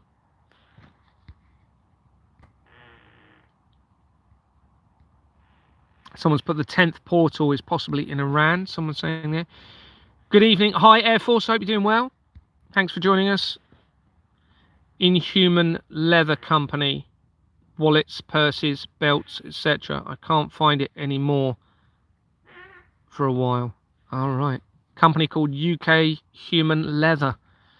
Wow. You know, there's a good chance that my exposure changes. Well, I won't say good chance. There's a chance that my exposure alone will change everything, possibly. But we can't rely on that. We can't rely on that.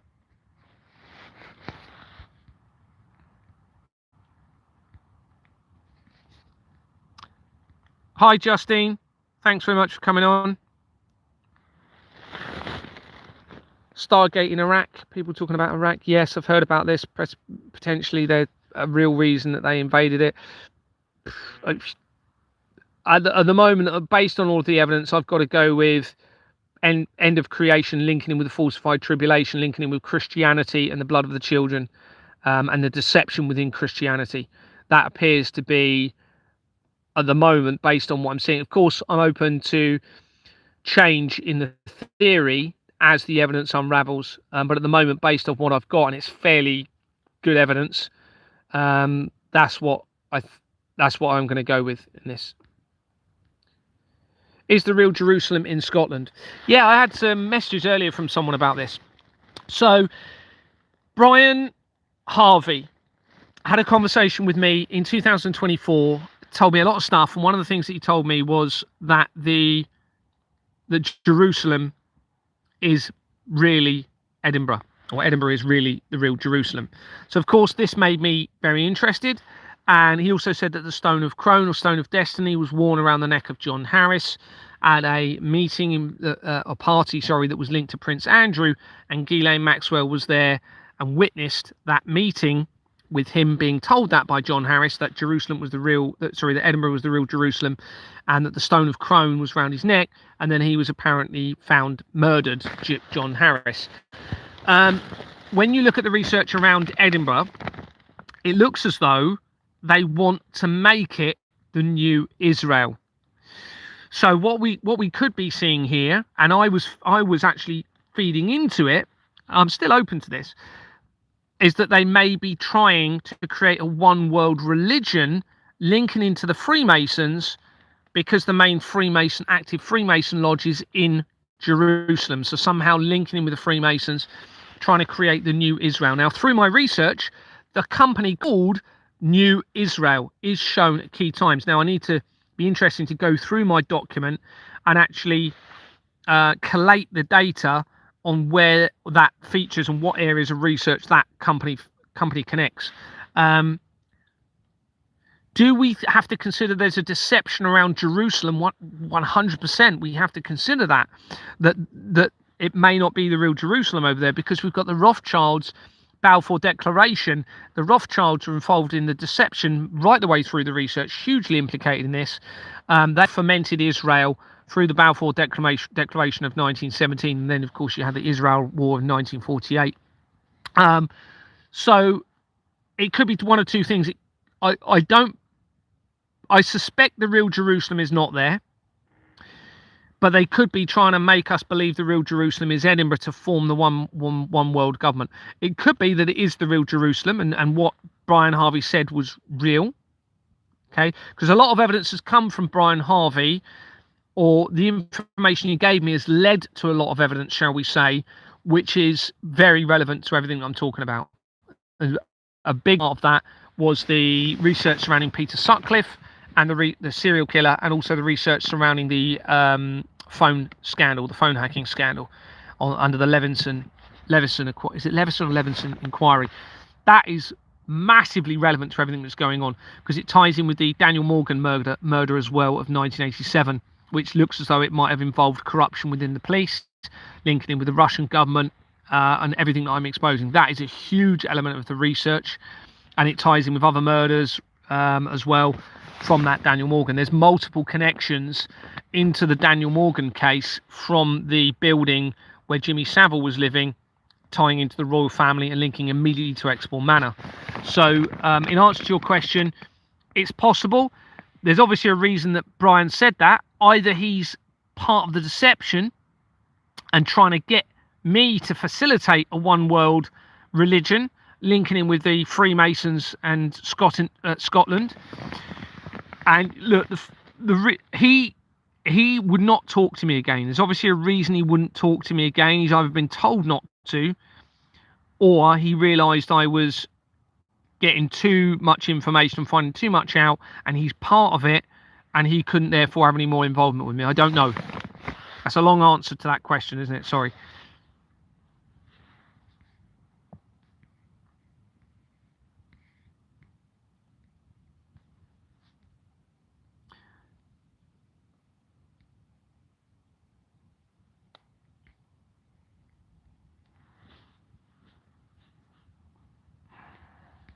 What about Islam, Gary? What do you think? Well, hopefully I answered it a little bit earlier. It's definitely a big part of what's going on. Definitely a big part of what's going on. As I've said, you have the Iranian Green Movement. You have the Iranian conflict deception research. They're all working collaboratively together in terms of the leaders of these nations. That's 100% certain. So whatever they're showing us is a deception. And I think what they're trying to do is use it to trigger the element of the Mazzini document written to Albert Pike letter written to Mazzini, which talks about bloody turmoil, bringing about the light of Lucifer on the earth. I don't know what it means by the light of Lucifer, but exactly, we could speculate. This 100% isn't about skin color. It isn't about faith. We are 100% all being deceived. Okay, everyone, whether you're Muslim, whether you're Christian, whether you don't have a faith, we're all being deceived, we're all being victimized, we're all suffering, or most of us. This isn't about a culture. This is about an international criminal network that's been infiltrated as an attack against all of us and as an attack against all of creation.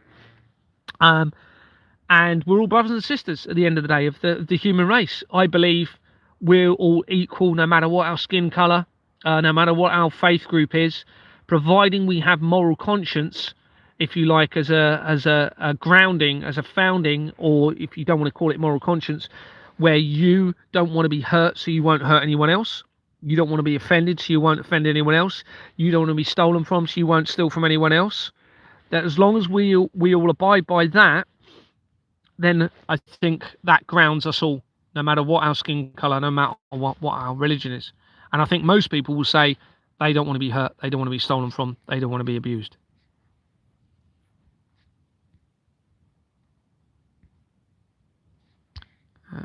Let's just get rid of that person.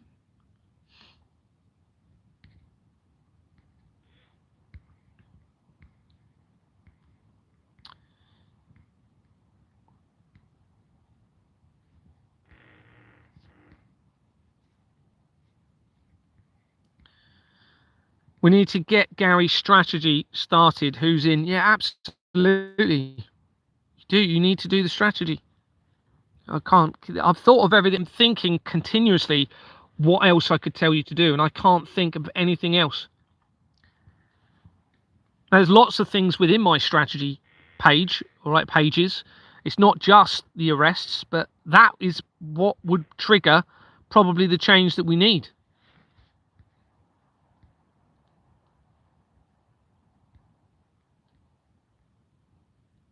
And of course, it's very important that you share. If there's any involvement in that strategy, then it needs to be shared with others. There's no point doing the strategy if no one's going to know about it. No one's going to know that you're doing anything.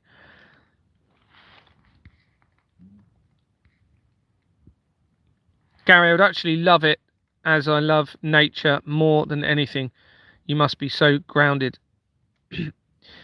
Yeah, you know, I have days when I've been quite tired lately, but I think that's because I'm literally just sat around watching my phone all day long. You know, I can't wait for the day when I've got my document out. One of the first thing I'm going to do is just a lovely walk. I'm going to make a picnic up, and I'm going to go and do a really nice walk in the middle of nowhere, think about what I do next, and just enjoy that time. I can't wait for that.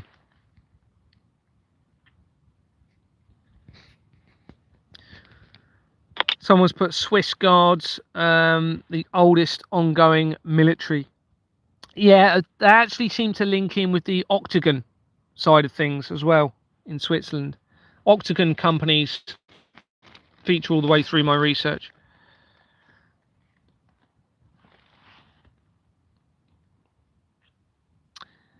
Thank you very much, Phil. I don't need any private land.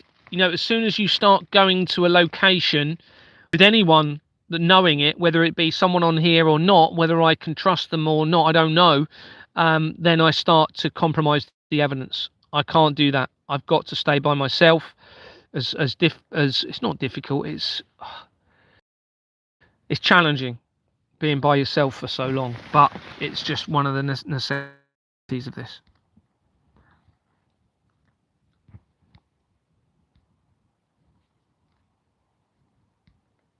Yeah, absolutely. Thanks, Air Force. You're right. Yeah.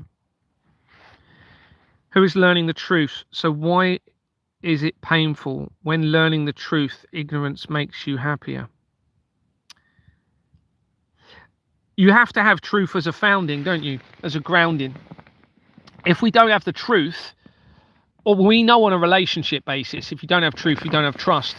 So if you don't have trust on a larger level, then of course you then have societal breakdown, societal corruption, and then obviously on a bigger scale you have worldwide corruption and breakdown. So you have to have that truth as that foundation, don't you, in my view?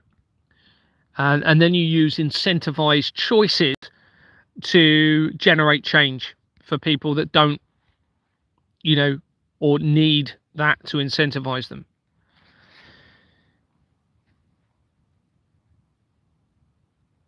What are you doing on here begging people to do Gary's strategy? Can't you do it yourself?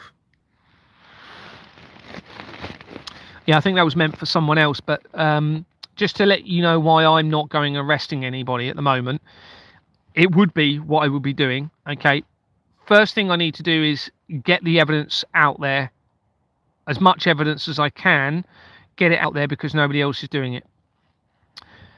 I have the added dilemma now because I didn't turn up at court, because I couldn't, because it looks as though they were going to potentially silence me, which means the whole thing would have ended and I wouldn't have gained any of this extra evidence.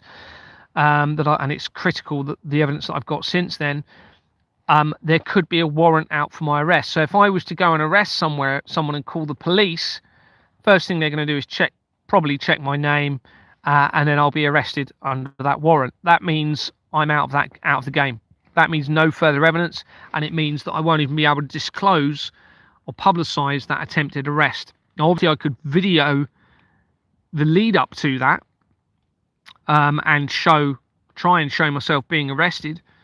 But I'm thinking about what I do next. The first thing I need to do is I need to get the document out. That's the first thing I need to do, and then, as I've said, I will be thinking very, very carefully about what I'm doing next.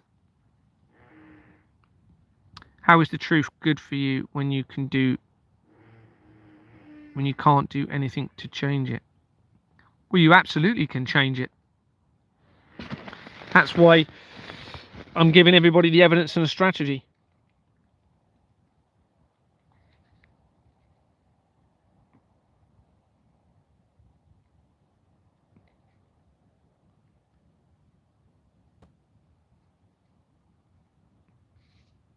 Oh, it's Air Force Dave. I thought it was Air Force Duck. Ah. What are you doing, Air Force Dave? Question to you. What are you doing to try and stop the corruption? I was asking for help as I'm a disabled veteran and just need someone to film it for me. Ah, right. Sorry, I didn't read that last bit. I do apologise. I'm sorry to hear that. It's great that you're on here and you're trying to do your bit. Thank you so much. We need more veterans. Unfortunately, the veterans are compromised. The military's compromised. The police.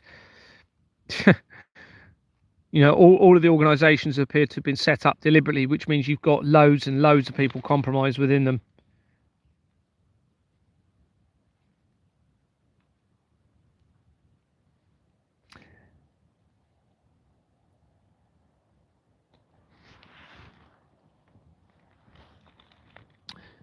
So what the strategy will do, I believe, is apply the pressure to the system to create the change through legal pressure applied through the threat of arrests.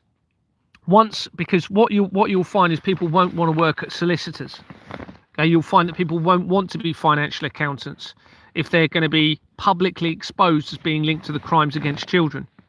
All right, as soon as you start creating that pressure on the network, it starts to crumble, and it will be in a way, providing it is the right premises, way that will not dramatically collapse the system to a point where it will cause chaos. It will create a gradual transitional change through that pressure, even if you don't get the convictions.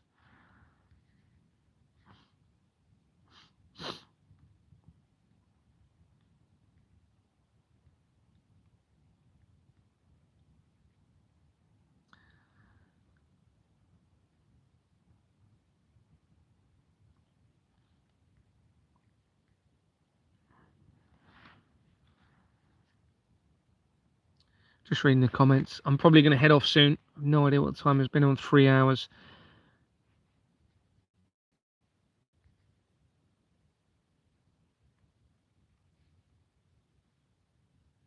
Yes, of course. Of course, a woman could apply. Could do all of this that we're talking about. It doesn't need to be men. It can be men. It can be a woman by themselves doing my strategy.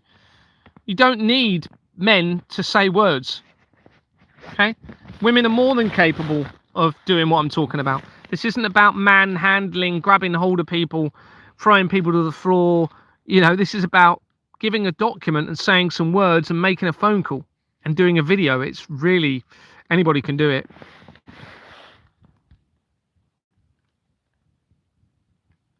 I'm sorry to hear how you're feeling, Spooky.